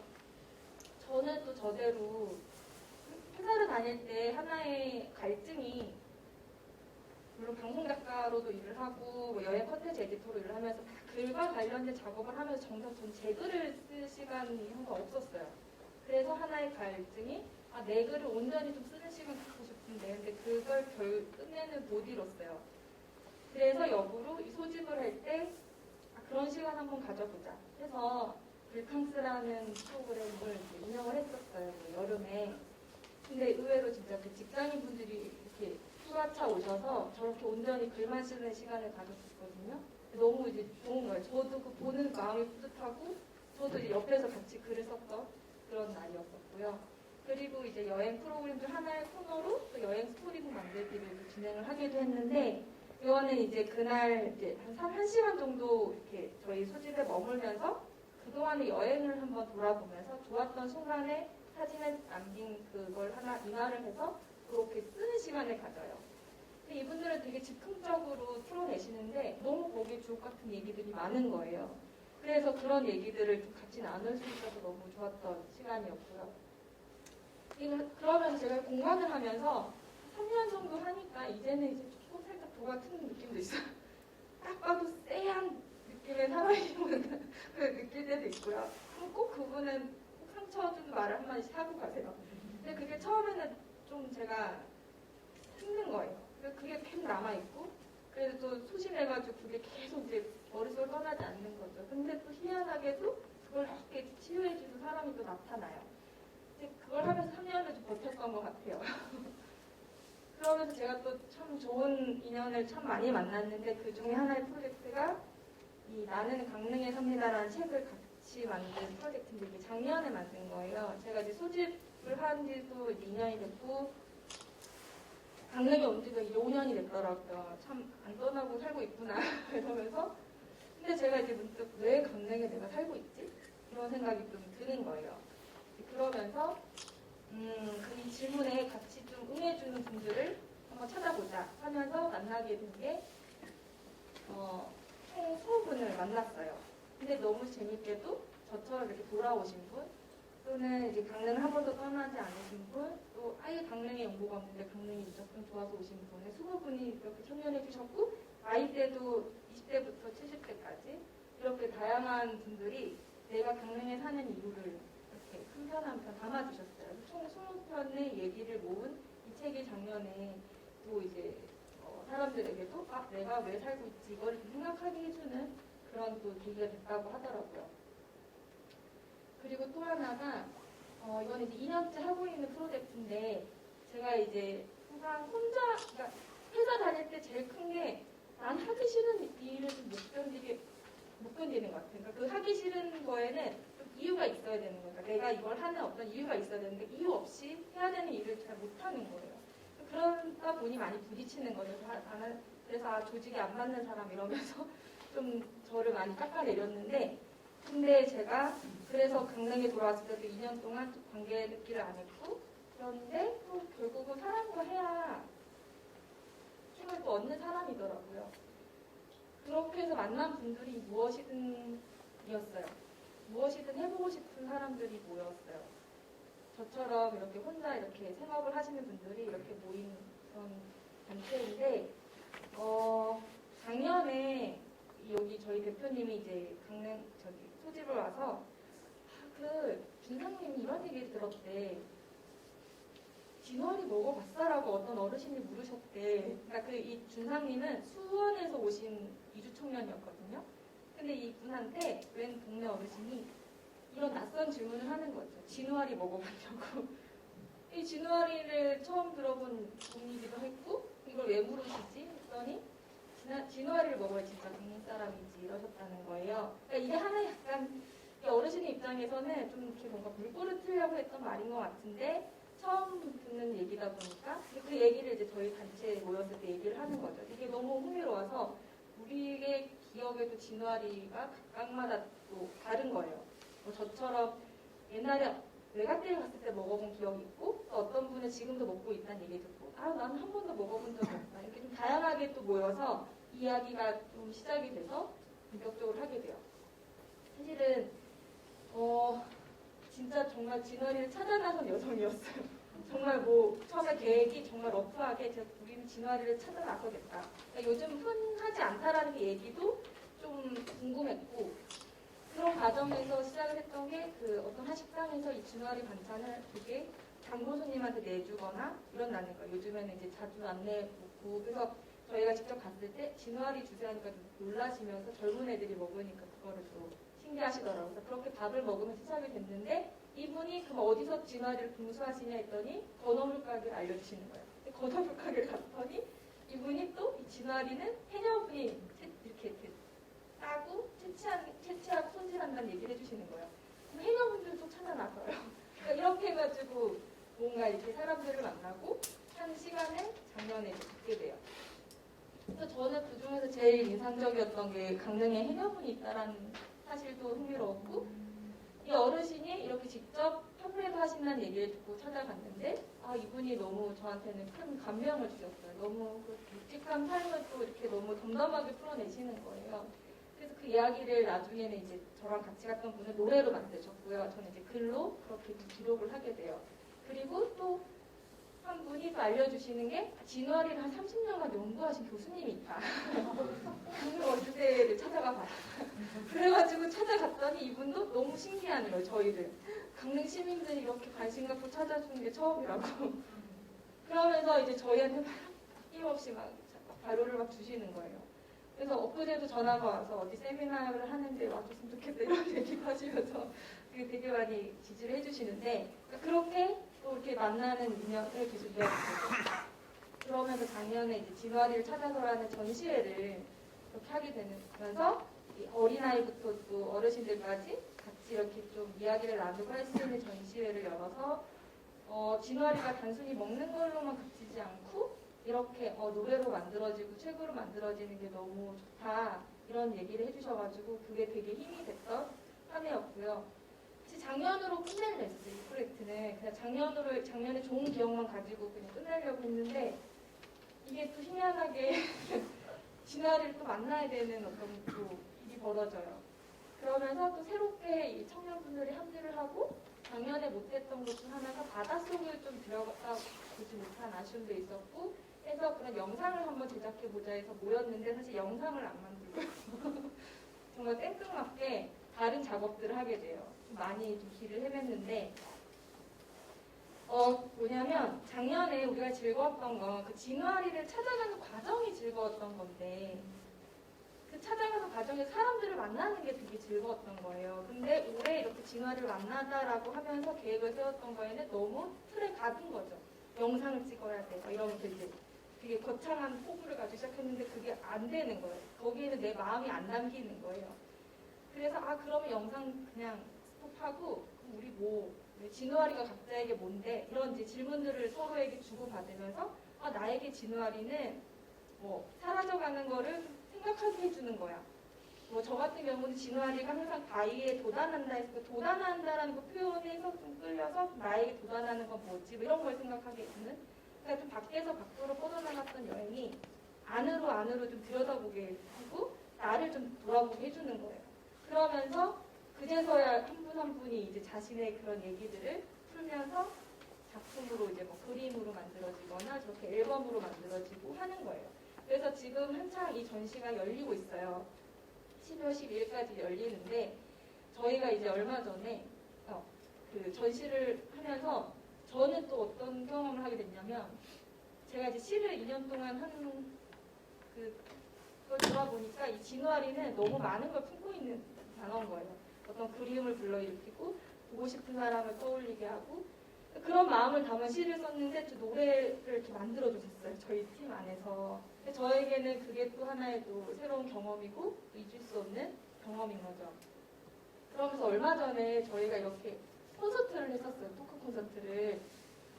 시기는 좀 조심스럽긴 했는데 정말 소규모로 해가지고 좀 이제 저희 얘기를 풀어내는 전시를 했었어요. 근데 너무 생각지 않게 사람들이 좋아해 주시고 또 저희 이야기에 공감해 주셔가지고 좀 잊을 수 없는 날로 또 하나의 또 추억이 좀 쌓이게 됐고요.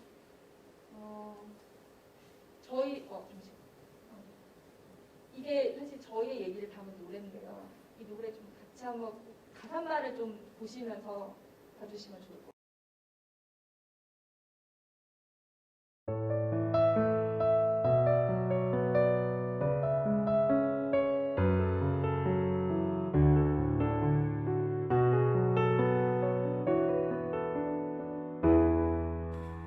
인생은 어쩌면 도돌이표 같아요. 돌고 도는 내 마음의 도돌이표. 멀리 달려갔다고 생각했는데 다시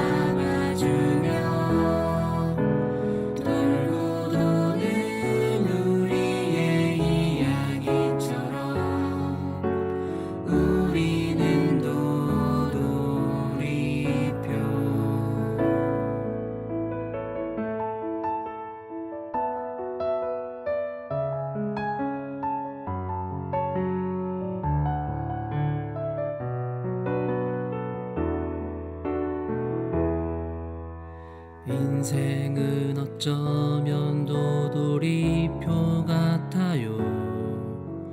돌고 도는 내 마음의 도돌이표.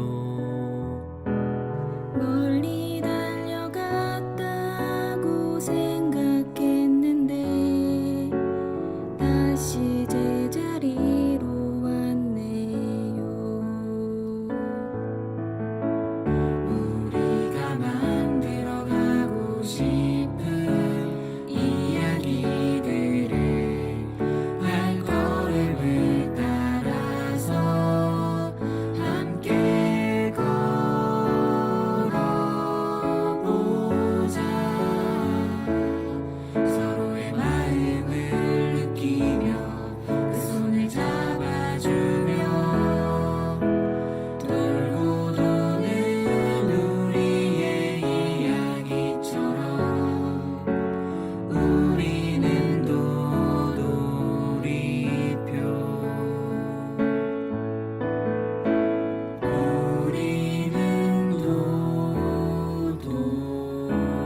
우리는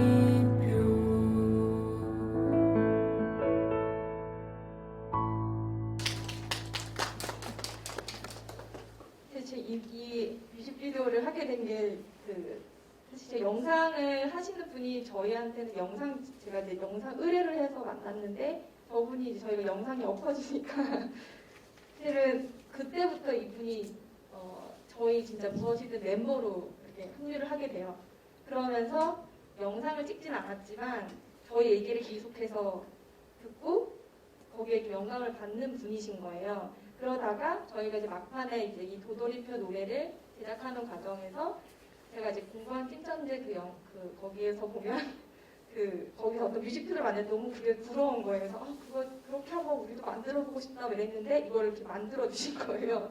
그래서 사실 이 노랫말 속에 저희 얘기들이 계속 담겨 있는 거죠. 그러니까 저희가 맨날 이제 어떤 계획을 세우고도 그게 엎어지는 과정을 정말 수없이 겪는데 근데 그러다 보면 또 이게 또 우리를 좀 성장시키고 또 우리가 같이 그걸 공감한다라는 그 의미가 너무 좋아서 이 이야기가 저에게는 되게 많이 또 감명을 줘서 이 가사가 좀 계속 박히더라고요. 그러면서 제가 한 2년 정도 이렇게 좀 지내오면서 생각해보니까 그 버티는 힘에 뭐가 있을까 생각해보니까 이야기더라고요. 그러니까 저는 이야기가 계속 끊이지 않는 이상은 강릉에서 계속 있을 것 같아요. 근데 만약 그 이야기가 더 이상 흥미롭지 않다 이러면 좀 어떻게 될지는 또 모르겠어요.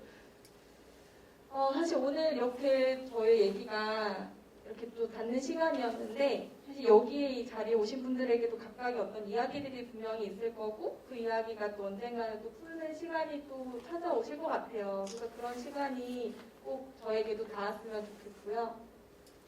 오늘 제 이야기를 들어주셔서 감사합니다. 네, 고기은 대표님의 소집과 이야기의 힘에 대한 이야기였습니다. 감사합니다. 지금부터는 대표님들과 함께 소통의 시간을 한번 가져보려고 합니다. 두 분 대표님들께 궁금한 점, 묻고 싶은 점이 있으시면은 손을 좀 들어주시면 저희가 마이크를 전달해 드리겠습니다. 두 분 대표님들께 좀 개인적으로 궁금한 점이나 문화와 관련돼서 기획과 관련돼서 궁금한 점 있으시면 좀 말씀해 주시면 감사하겠습니다.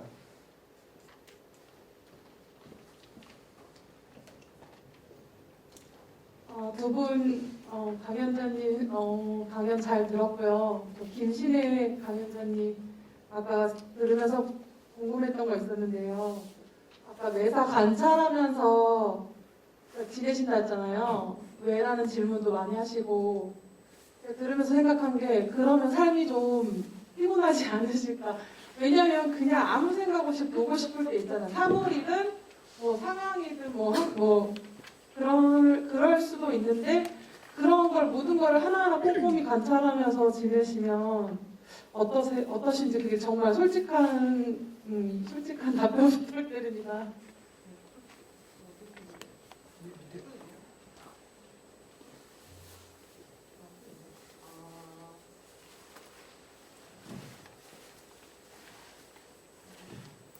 사실 진짜 솔직하게 말씀드리면 피곤해요. 근데 이제 그 기획자도 저는 지금 좀 인정받고 있는데 기획자도 예술가 그 그룹에 속해 있어요. 근데 예술가가 되기 위해서는 예민하고 민감한 것이 가장 우선이 돼야 된다고 저는 생각하거든요. 어떤 것을 관찰할 때 어디까지 뾰족하게 볼 거냐. 그래서 그것이 굉장히 피곤하긴 한데 저도 좀 수련하고 있는 것 중에 하나가 뾰족하게 봐야 할 때 뾰족하게 보고 아닐 때 안 보려고 그 수련을 좀 하고 있는 중인데 잘 안 돼요. 네, 결론은 피곤합니다. 네. 감사합니다. 그리고 고기현 대표님 저기 아까 제가 이야기 잘 들었는데요. 그 많은 사람들 만나면서 다른 사람 이야기를 많이 들으시잖아요. 그런 이야기들을 이렇게 글로 남기시는 건가요? 네, 글로 남기기도 하고요. 글로 남기진 않지만 계속 그게 여운이 남으면 나중에 또 그게 어떤 형태로든 풀리더라고요. 꼭 글의 형태가 아니더라도 그렇게 해서 근데 저는 어쨌든 글을 쓰는 사람으로서 계속 또 살고 싶은 마음도 있기 때문에 그 글에 항상 그냥 이렇게 누가 써달라 해서 쓰는 글은 사실 거기에는 진심을 좀 담기가 쉽지는 않더라고요. 근데 좀 좋아서 쓰는 글에는 그게 저한테도 느껴지고 또 읽는 사람들도 느껴져서 그렇게 해서 사실 진화아리는 작년에 제가 글을 열심히 좀 부지런히 썼던 것 같아요. 마지막으로 하나만 더 여쭤볼게요. 아까 꿈이 드라마 작가셨다고 했는데 그 많은 사람들 이야기 들으면서 드라마 소재가 될 만한 내용이 없으셨는지 꿈을 아예 포기하시는 건지 그거 마지막으로 질문드리겠습니다. 아니, 정말 많은 분들이 정말 드라마보다 더한 드라마 같은 삶을 사는 분들을 만났어요. 근데 그게 저는 그 깜냥이 안 돼서 그거를 드라마로 풀어내지는 못할 것 같아요. 근데 또 희한하게 드라마 작가를 포기했느냐라고 물으면 또 그것도 아니에요. 약간 이 마음 언저리는 계속 뭔가 있는 것 같아요. 근데 그게 어떤 형태로든 좀 풀리지 않을까 막연하게 좀 생각을 하고 있어요. 감사합니다. 저기 50이 넘기 전에 제 이야기 드라마를 한번 같이 손잡고 한번 만들어 보실게요. 네, 감사합니다. 네. 네, 또 궁금하신 거 있으시면 좀 들어주시겠습니까?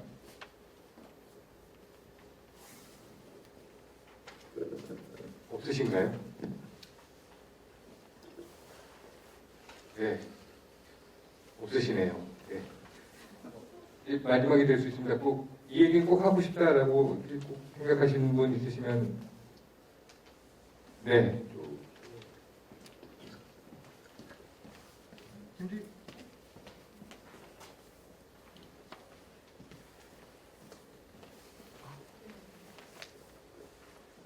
저는 두 분이 이 얘기를 들으면서 무슨 생각을 했냐면 내가 생각을 하고 있기만 했지 실천을 안 하고 있었는데 두 분 다 실행을 하고 계셔가지고 지금의 저 상태가 되어 있지 않나? 그리고 또 한편으로는 그들을 도와주는 어떤 누군가가 있었기 때문에 여기까지 오지 않았나? 저는 태백에 있으면서 이제 18년째 살고 있는데 18년째 살고 있으면서 실행을 하지는 않았어요. 조용조용히 있었거든요. 조용조용히 있다가 그걸 갖다가 실행을 해보려고 지금 두드리고 노력하고 있는데 이걸 어떻게 하지? 라는 생각을 했는데 오늘 여기 와가지고 제가 그 두드리는 걸 조금 더 실행을 해서 그걸 조금 효율적으로 할 수 있는 방법이 미리 했던 롤 모델이 있어가지고 그게 너무 좋았고 그런 것들을 전부 다 할 수 있게끔 여기까지 오게끔 각자가 무언가가 있었기 때문이었다고 생각을 하거든요. 그 시간이 무엇이었는지 조금 궁금해서요.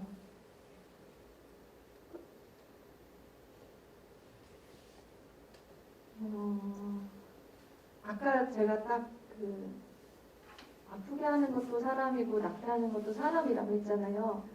저는 그 시간인 것 같아요. 그 사람을 만나는 시간에 되게 아프게 했던 사람들이 나중에 보면 또 되게 글을 쓴 동력이 되기도 했고요.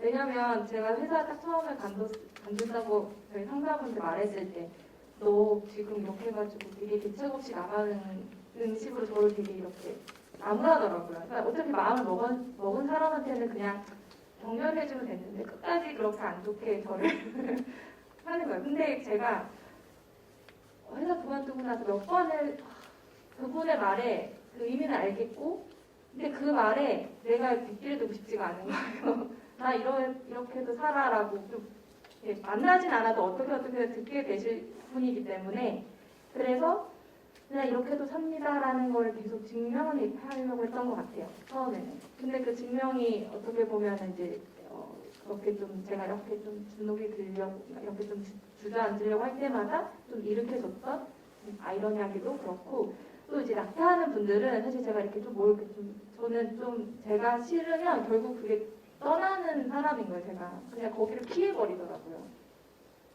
근데 또 희한하게 너무 좋은 사람들이 또 만나게 돼요. 그럼 그분들이 툭툭 건네는 말이 있어요.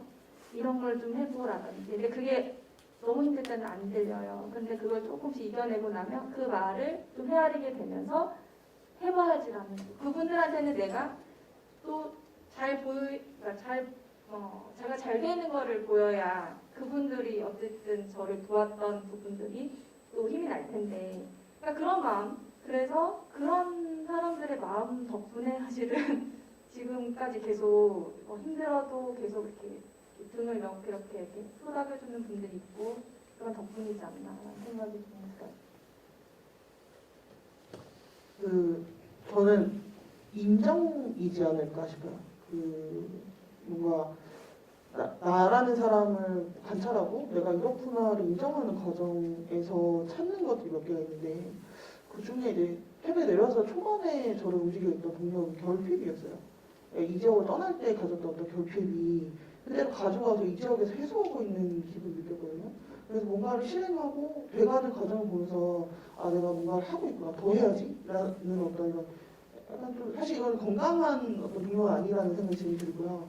그리고 또 하나는 그 인정함으로 해서 주변 사람들이 저라는 사람을 되게 잘 봐주는 거. 저 사람은 어떤 것을 잘 인정하는구나. 그것을 피하지 않고 잘 인정하고 바라봐주는구나. 이런 것들이 되게 도움이 됐었던 것 같고. 또 하나는 저는 사실 지금 왜 살고 있을까에 대해서 되게 좀 뿌듯했거든요. 그래서 약간 우울한 시기가 왔는데, 사는 것이 사실 저라는 어떤 세계가 있고 이것이 계속 확장되면서 이렇게 끌어오는 것들이 되게 너무 좋은 거예요. 그게 너무 재밌는 거예요. 그래서 그것을 하기 위해서 더 미친 듯이 경험하고 있고 더 많은 것들을 보려고 하고 있고 그런 게 아닐까라고 요즘 좀 생각하고 있는 중입니다. 네. 저는 또 두 분의 말씀을 듣고 나서 아까 처음 말이가 문화를 만들고 있고 A, B, C, D의 누군가가 각자 이게 말은 틀렸지만 그런 의식을 계속 다지면서 힘든 분도 있겠지만 의식을 계속 다져가면서 그 문화를 만들어 가신다는 것 자체가 너무 멋있는 일이어서 계속 응원하도록 하겠습니다. 감사합니다. 네, 또 하시고 싶은 이야기나 질문 있으신 분 좀 들어주시면 감사하겠습니다. 네.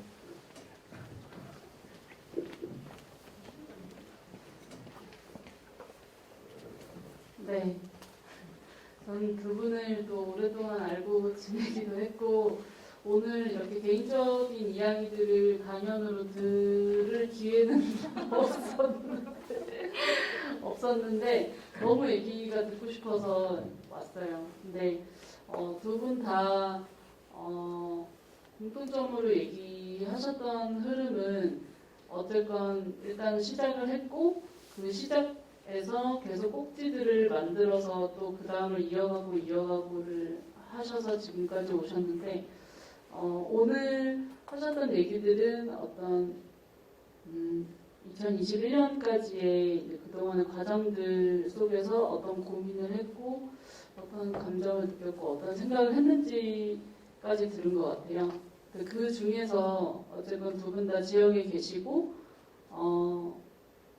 그 안에서의 힘든 점들도 같이 공유해 주시면 좋을 것 같아요. 지역 안에서 문화를 이끌어 나가시는 두 분이서 좀 힘드셨던 지점들이 있었는지 얘기해 주시면 감사하겠습니다.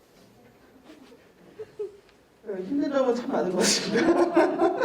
그래서 PT에는 되게 좋은 것만 제가 올려놨지만 사실 힘든 점이 많아요. 제가 처음에 인사할 때 왜 제가 여기서 4년을 가득 채워서 문화기획을 하고 되게 갈아 넣어서 일을 했는데 사실 지역에서 저한테 이런 기회를 준 게 태백시 문화재단이 처음이에요.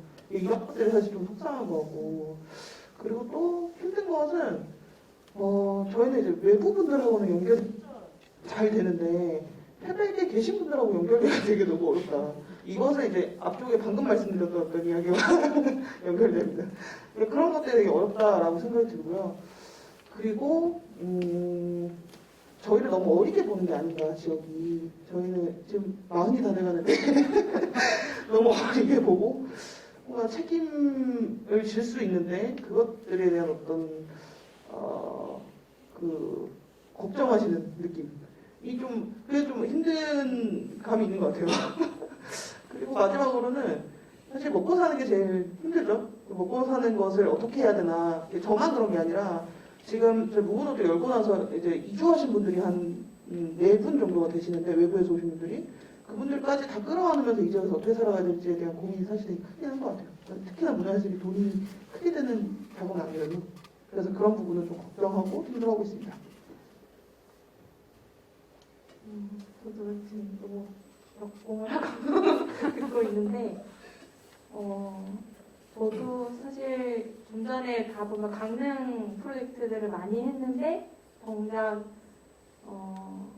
이런 관심을 또 가져주지 않아요. 아니, 그 기관분들이.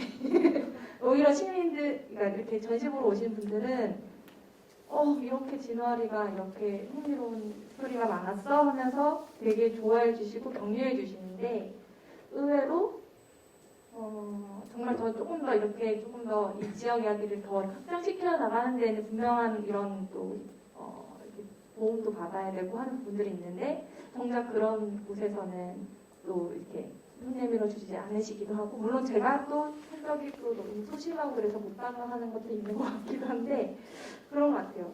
그래서 그런 부분들이 사실 하면서 힘들고 지원 사업도 제가 보니까 강릉에서 하는 지원 사업은 거의 안 했고 대부분 다 전국 단위의 어떤 사업들 근데 그게 훨씬 어떤 존중감을 갖고 있더라고요. 이렇게 하는 거에 있어서도 그거에 대한 정말 적극적인 응원. 근데 이 안에서의 어떤 사업들은 그게 그냥 여기 안에서만 머물거나 또 결국 거기 안에서 일종의 약간 경쟁 구도 같은 느낌으로 보는 거예요. 그러니까 그런 걸 저는 또 좋아하지 않는 입장에서는 거기를 아예 안 보려고 하는 것도 있는 것 같아요. 저희 어떤 하나의 덕을 갖고 있는 것 같고 그래서 오히려 좀 그러지 않나. 근데 그래서 정말 강릉 안에서 이런 같이 하는 분들은 너무나 감사하고 제가 너무나 힘이 되는 분들이라는 생각을 해요. 저도 진짜 힘든 거 얘기하자면 거의 밤새야 될 것 같은데. 근데 결국은 그 힘듦이 저만 혼자 힘든 게 아니잖아요. 이런 일을 하시는 분들이 다 전반적으로 갖고 있는 공통된 힘듦이기 때문에 이렇게 또 같이 이렇게 일하는 분들 만나면 거기 안에서 또 많이 풀리는 것 같아요. 그래서 다 나만 힘든 게 아니구나 이런 걸 좀 느끼게 되고 정말 지역에서 이렇게 고군분투하는 청년이 많거든요. 근데 항상 거기에는 이렇게 이슈화되는 또 청년들이 있기 때문에 그 청년들을 항상 이렇게 먼저 이렇게 하는 경향도 있는 것 같고요. 근데 그 안에 또 다른 정말 많은 일을 하시는 청년분들이 많고, 근데 사실 청년이라는 말 자체도 좀 약간 가두는 말인 것도 같아요. 정말 조금 아까 말씀하신 대로 이렇게 나이로 이렇게 좀 어리게 보는 부분들. 근데 그냥 저는 그래서 제가 어딘가에서 나이를 묻거나 이런 걸 되게 좀 안 좋아하기도 해요. 그래서 한편으로는 저도 이제 마흔이 가까우는 또 감사한 부분도 있고요. 빨리 나이 들고 싶다 이 생각도 해요. 자꾸 그렇게 보시니까. 그래서 그런 부분들. 근데 그게 참 한 해 한 해가 또 희한하게 그런 과정에서 맷집이 길러지는 것 같아요. 그걸 좀 견뎌내는 맷집. 그래서 그걸 제가 또 성장하는 부분이지 않나 생각을 합니다. 사실 문화예술이라는 게 왜 이렇게 우리를 바라봐주지 않냐라고 생각을 되게 오랫동안 했었는데 그게 이런 것 때문인 것 같아요. 문화예술 자본에서 되게 많이 떨어져 있는 사업이란 말이에요. 그렇기 때문에 저희는 돈이 되는 사람들이 아닌 거예요.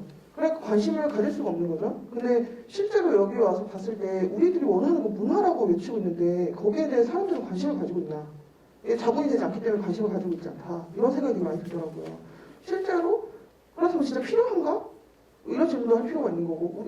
저도 이제 사업을 하면서 가장 우울했을 때 가장 머릿속에 떠올랐던 질문이 태백은 나를 필요로 하나?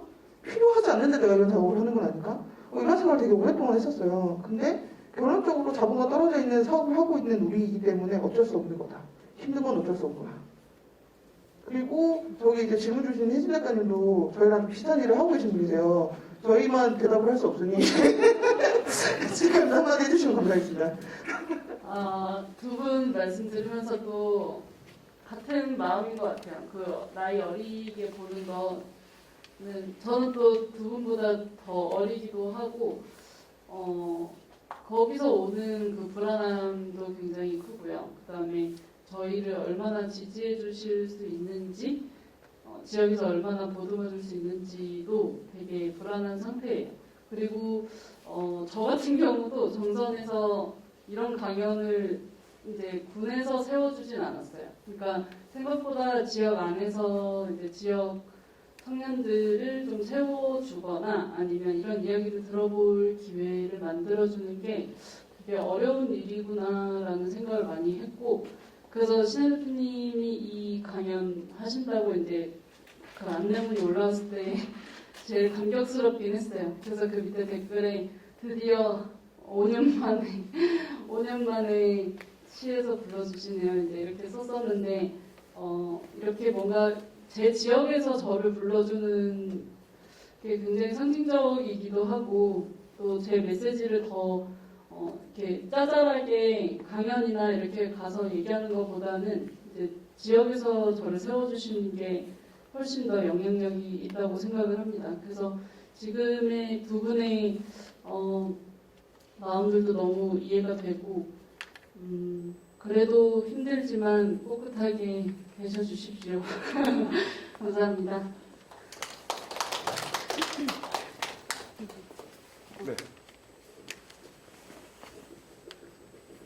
네, 안녕하십니까. 저는 태백시 본영에 감사로 있는 김진관입니다.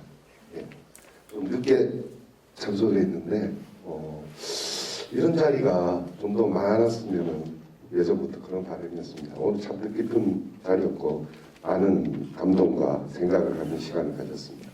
두 분께 묻고 싶은 게 정말 문화 사업을 하시면서 아까 어려운 점은 밤새도 끝이 없다는 말씀에 저 또한 그럴 거라고 생각 들고 있습니다. 아무리 지방 쪽으로는 대도시보다는 많이 부족한 부분이 많은데 이 지방에 오셔가지고 문화 사업을 하신다는 것은 참 어떻게 보면 존경스럽다는 그런 생각도 듭니다. 한 가지 여쭙고 싶은 게 두 분께 각 지금 강의에 계시고 태백에 계시는데 행정기관에서 어떤 요구할 수 있는 사항이 있으면은 필요한 거 그런 부분이 있으면 좀 한 3가지 정도만 말씀해 주시면 맞나요? 너무 많으실 것 같아가지고 그럼 간략하게 2가지라도 예, 생각나시는 대로 좀 말씀해 주시면 감사하겠습니다. 부탁드리겠습니다. 저는 3가지까지는 아니고 2가지가 번뜩 떠올랐는데 하나는 그 사람을 길러내는 일에 되게 취약한 것 같아요. 저희 지역이. 그 실제로 문화예술에 관심을 가진 어떤 리더가 여기에서 활동하는 활동가를 길러내기 위해 투자해야 되는 시간이 되게 길어야 된다고 생각하거든요. 그리고 되게 전략적이어야 된다고 생각하는데 제가 여기 와서 느꼈을 때는 굉장히 우후죽순으로 사람들을 길러내는 어떤 프로그램을 만드는 것에 집중하고 있지 실제로 그 사람이 성장하고 있느냐를 추적하는 과정은 없었던 것 같아요. 이게 유튜브로 나가고 있죠? 네. 그렇습니다. 그런 게 하나가 있고요. 그렇다면은 이제 저희가 문화예술 쪽으로 뭔가를 하고 싶다. 그렇다면 그 사람을 길러내기 위한 어떤 전략이 실제로 있어야 되는 거 아니냐. 사람에게 투자해야 되는 어떤 것들이 있어야 된다라고 생각이 들고요. 또 하나는 그 문화예술이라는 거는 한 번에서는 길러지지 않는 것 같아요. 저희도 지금 5년 차인데 저희가 있다고 해서 뭐가 달라졌나요? 저는 그렇지 않다고 생각하거든요. 달라진 건 저만 달라졌어요. 저의 경험치가 엄청 들었지 사실 지역은 달라졌다고 저는 생각하지 않거든요. 그렇다면 뭐가 필요하냐면 굉장히 긴 호흡으로 이것은 달라질 거다라는 믿음으로 계속해서 같이 해야 되는 것들이 필요한데 실상 그것은 민간에서만 하고 있는 거 아닌가. 시는 하고 있나? 라고 지금 유튜브에 나오고 있죠? 그래서 조금 더 부드럽게 얘기하면 그런 게 저는 좀 필요하다는 생각이 들어요. 긴 호흡으로 문화예술은 계속해서 투자하고 진짜로 성장하고 길러지는 것들을 이렇게 하나의 선순환을 만들려면 지금도 사실 좀 늦은 감이 있죠. 다른 지역보다는. 그런 것들이 좀 필요하다고 생각합니다.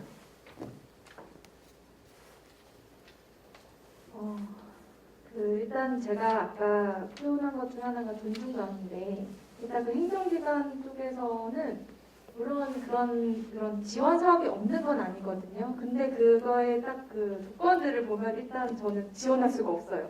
그냥 개인 자영업자에 또 그러다 보니까 꼭 항상 어떤 뭐 법인을 원한다랄지, 그러니까 그거는 개인으로서는 할 수 없는 거죠. 일단 그런 허들이 있다 보니까 지원조차 못하는 것도 있었어요. 처음에 제가 지원을 안 했던 건 아니었는데, 그래서 저희 아버지도 항상 그러는 거예요. 답답해하는 거예요. 왜 너는 시를 찾아가지 않니? 무트적해서.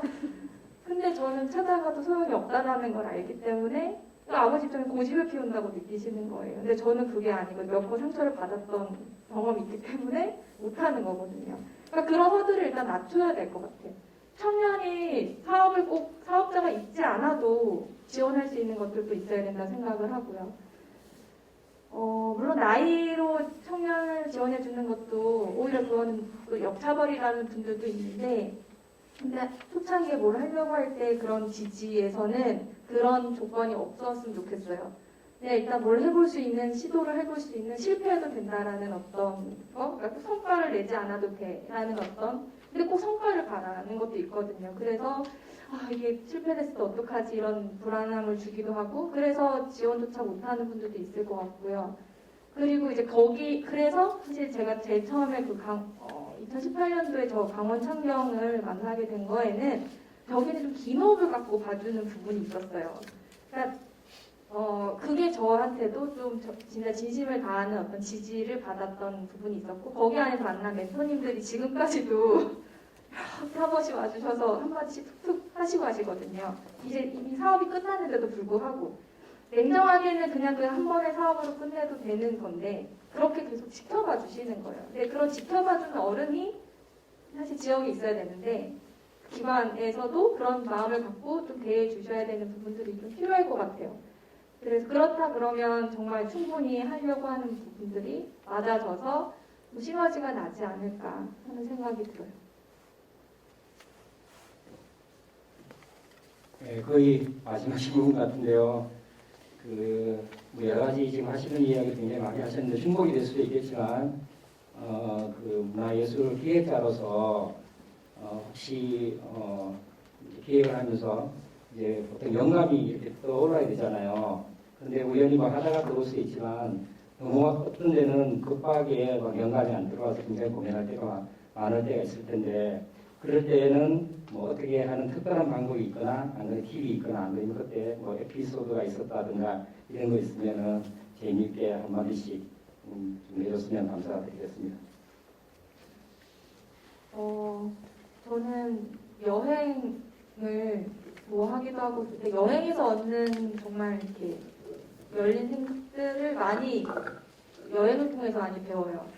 물론 이제 코로나로 인해서 좀 여행을 하는 건 조심스럽지만, 근데 요즘에 하나의 트렌드는 혼자 여행하는 또 이렇게 좀 비율이 높아졌잖아요. 저는 여행을 혼자 했으면 좋겠어요. 혼자 하면 모든 게 다 또 낯설고 우리나라여도 지역마다 또 그걸 좀 보는 발견하는 부분들이 또 다르거든요. 누구랑 같이 가면 결국은 그분과 어떤 마음이 맞아야 되고 좀 약간 이렇게 획일화되는 경향이 있는데, 혼자 가면 그냥 내가 먹고 싶을 때 먹고 어떤 자유도가 있잖아요. 그 자유도 속에서 생각지 않은 발견들을 하게 되거든요. 거기서 또 벤치마킹 할 것도 얻게 되고, 그래서 저는 뭐 가까운 데라도 이렇게 기차 이렇게 타고 가면은 다른 지역이 나오고 하잖아요. 그래서 그렇게 좀 이렇게 바람 쐬러 이렇게 좀 많이 좀 다니셨으면 좋겠어요.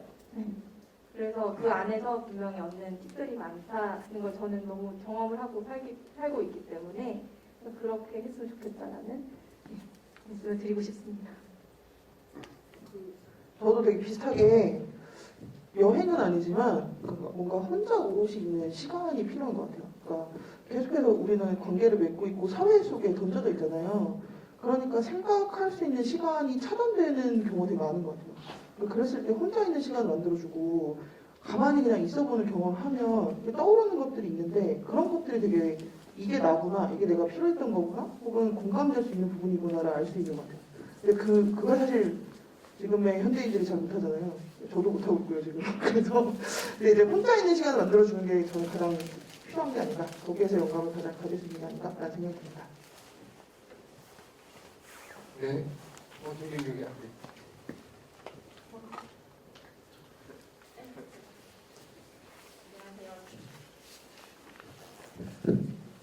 네, 저는 청소년 상담센터에서 아이들 만나고 있는 김민희라고 합니다. 오늘은 그냥 강연을 듣고 싶어서 왔는데 대답을 듣다 보니까 기본적인 질문이 드는 거예요.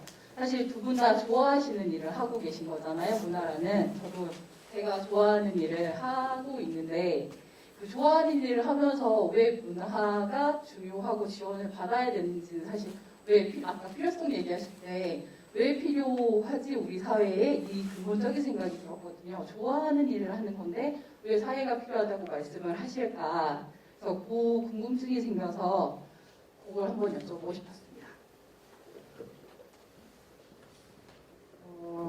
저는 이거 좀 되게 어려운 얘기이긴 한 것 같아요. 왜 지원받아야 되냐. 이거는 다 다를 것 같은데, 입장이 다 다를 것 같은데, 그냥 지금 떠오르는 건 우리가 공동체 안에서 살고 있지 않기 때문이다? 로 시작하고 싶어요. 일단 여기까지 했어요. 그리고 그게 무슨 뜻이냐면, 문화가 왜 필요한지. 네, 그러니까 이제 되게 다양한 어른들이 있었던 과거 사회와 달리 지금은 우리는 그러니까 가까이서 지내는 어른들이 없는 거예요. 그들에게 배울 수 있는 문화를 직접적으로 경험하지 못하는 사회에 살고 있는 것 같아요. 그러면 우리는 그러니까 문화를 어떻게 정의하냐부터 사실 토론을 해야 되는데, 네, 제가 생각하는 걸 일단 그냥 얘기해보면 그것부터 시작하는 게 아닌가. 그리고 또한 태백은 그 어른을 넘어서 전문가를 만날 수 있는 허들이 너무 높아요. 여기에서 문화를 경험할 수 있는 것들이 별로 없잖아요. 그렇다면 그걸 포기하고 살 것인가? 문화는 사실 어떤 시민의식과 결부되어 있는 것들인데, 이렇게 생각해 보면 지역은 문화에 대해서 투자를 해야 되고 시민의식을 높일 필요가 있는 거고, 그것이 되게 좋은 공동체를 만드는 어떤 그 프로세스가 아닐까라는 생각이 듭니다. 그렇다고 저는 막 지원해달라 이러진 않아요.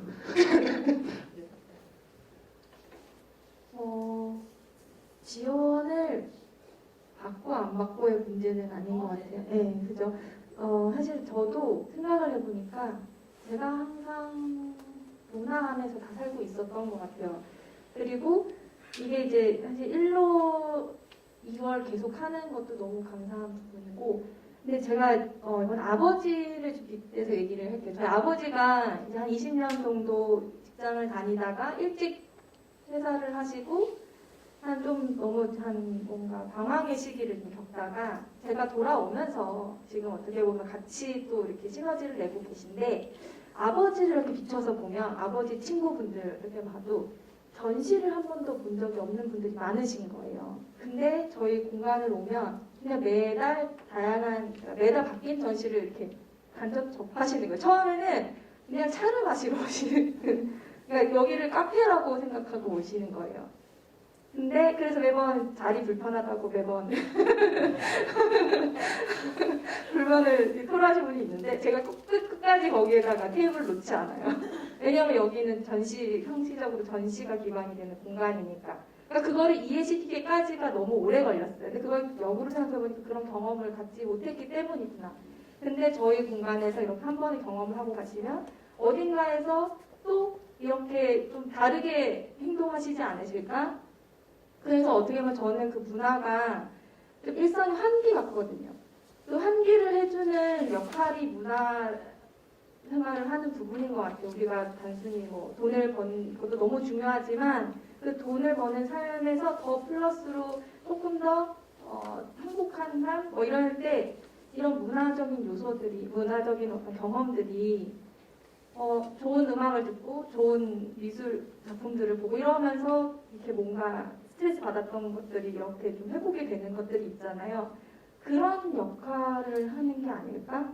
그래서 그거와 이게 같이 균형을 잡았을 때 정말 좀 좋은 삶을 살 수 있는 게 아닌가?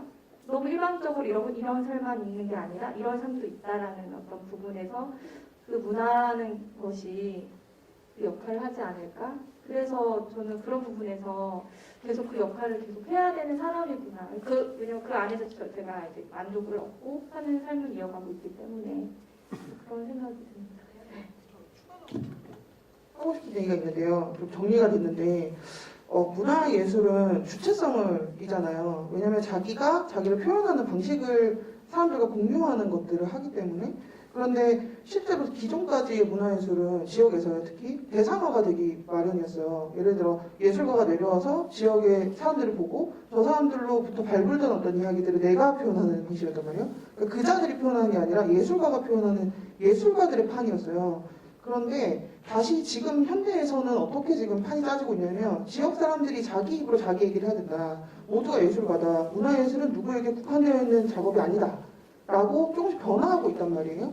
그렇다면 저는 이 사람들이 주체성으로 살아가야 된다는 걸 굉장히 동의하고 그것이 문화예술이 만들 수 있다라고 생각이 들어요. 근데 이것은 아까 말씀드렸던 것처럼 자본주의에서 떨어져 있기 때문에 이것은 국가가 도와주지 않으면 할 수가 없는 일인 거예요.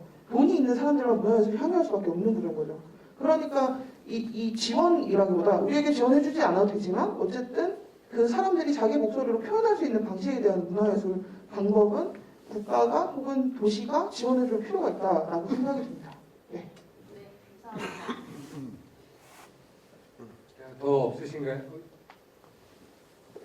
여기 선생님을 마지막으로 하고 이제 저희는 마무리를 하도록 하겠습니다. 저는 시에다가 건의하고 싶은 부분이 있어서 아까 선생님 말씀하셨듯이 맨 처음 말씀하셨을 때 그 문화를 찾아서 계속 떠난다고 말씀하셨는데 저는 이제 취미생활이 꽃이거든요. 그래서 저희 집에 꽃을 하다가 그다음에 거기서 조금 더 확장돼서 그 꽃을 볼 수 있는 곳을 찾아서 계속 나가고 있고 그 계속 나간 경험들을 데이터로 해서 생각지도 못하게 얼마 전에 다른 곳에서 아주 유명하신 조경 디자이너의 작품을 직접 피드백을 받고 왔어요. 그런 경험들이 쌓여서. 근데 여기에서 각자가 지금 이 두 분이 대표적이지만 브랜딩하고 있는 거거든요. 우리가 밖에 나가서 몇십억을 들이고 몇천억을 들인 그런 문화를 끌고 들어올 수는 없어요. 우리만의 색깔로 이걸 풀어내야 되는데 조금 너무 짧은 시각으로 1년 단위로 이렇게 바뀌는 그 위치에 따라서 계속 우리가 그걸 맞춰가는 게 아니라 좀 긴 호흡으로 시각할 수 있는 이분들이 품어지는 그런 사회가 되지 않으면 네, 태백은 조금 더 많이 제가 너무 안타까워서 저는 외부에서 들어왔지만 네, 이게 너무 보여요. 밖으로 계속 빠져나가고 있는 저는 실은 여기를 나가려고 계속 준비를 하고 있었지만 실제로 밖에 나가서 들어올 때마다 아 그게 뭔지 알겠어 라는 마음으로 계속 품고 있었는데 이런 시각을 갖고 있는 분들이 많다는 것만으로도 되게 값진 일이거든요. 그래서 여행지를 만드는 것보다 이런 문화를 만드는 게 굉장히 중요하다고 생각을 해서 시에다 건의하고 싶은 건 이런 브랜딩이 잘 되어 있는 그 몇 사람들 때문에라도 태백이 계속 다른 걸로 유입이 우리 와서 맨날 관광자원 떠나잖아요. 몇 군데만 딱 돌면 끝나잖아요. 먹고 가면 네, 태백이 어떻게 기억할까라고 그렇게가 아니라 되도록이면 이 사람들로 인해서 좋은 기억을 갖고 갈 수 있게끔 그렇게 브랜딩화하고 시각하고 허들을 낮추는 그런 작업들을 좀 계속 지속적으로 해주셨으면 하는 바람이 있습니다.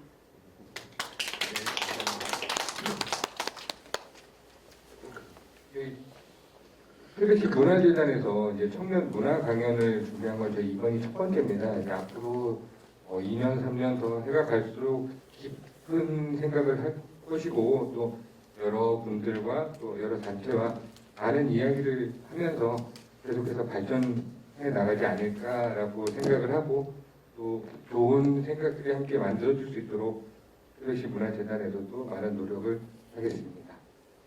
네, 그럼 이상으로 2021 청년 문화강연 청년의 생각을 문화로 디자인하다를 마무리하도록 하겠습니다. 오늘 멋진 강연을 해주신 김신혜 대표님과 고기은 대표님께 다시 한번 감사드립니다.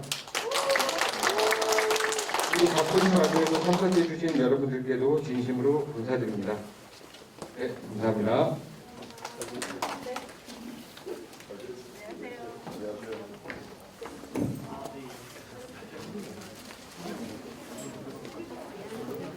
저 나갔었어요. 나도 페이스북 그때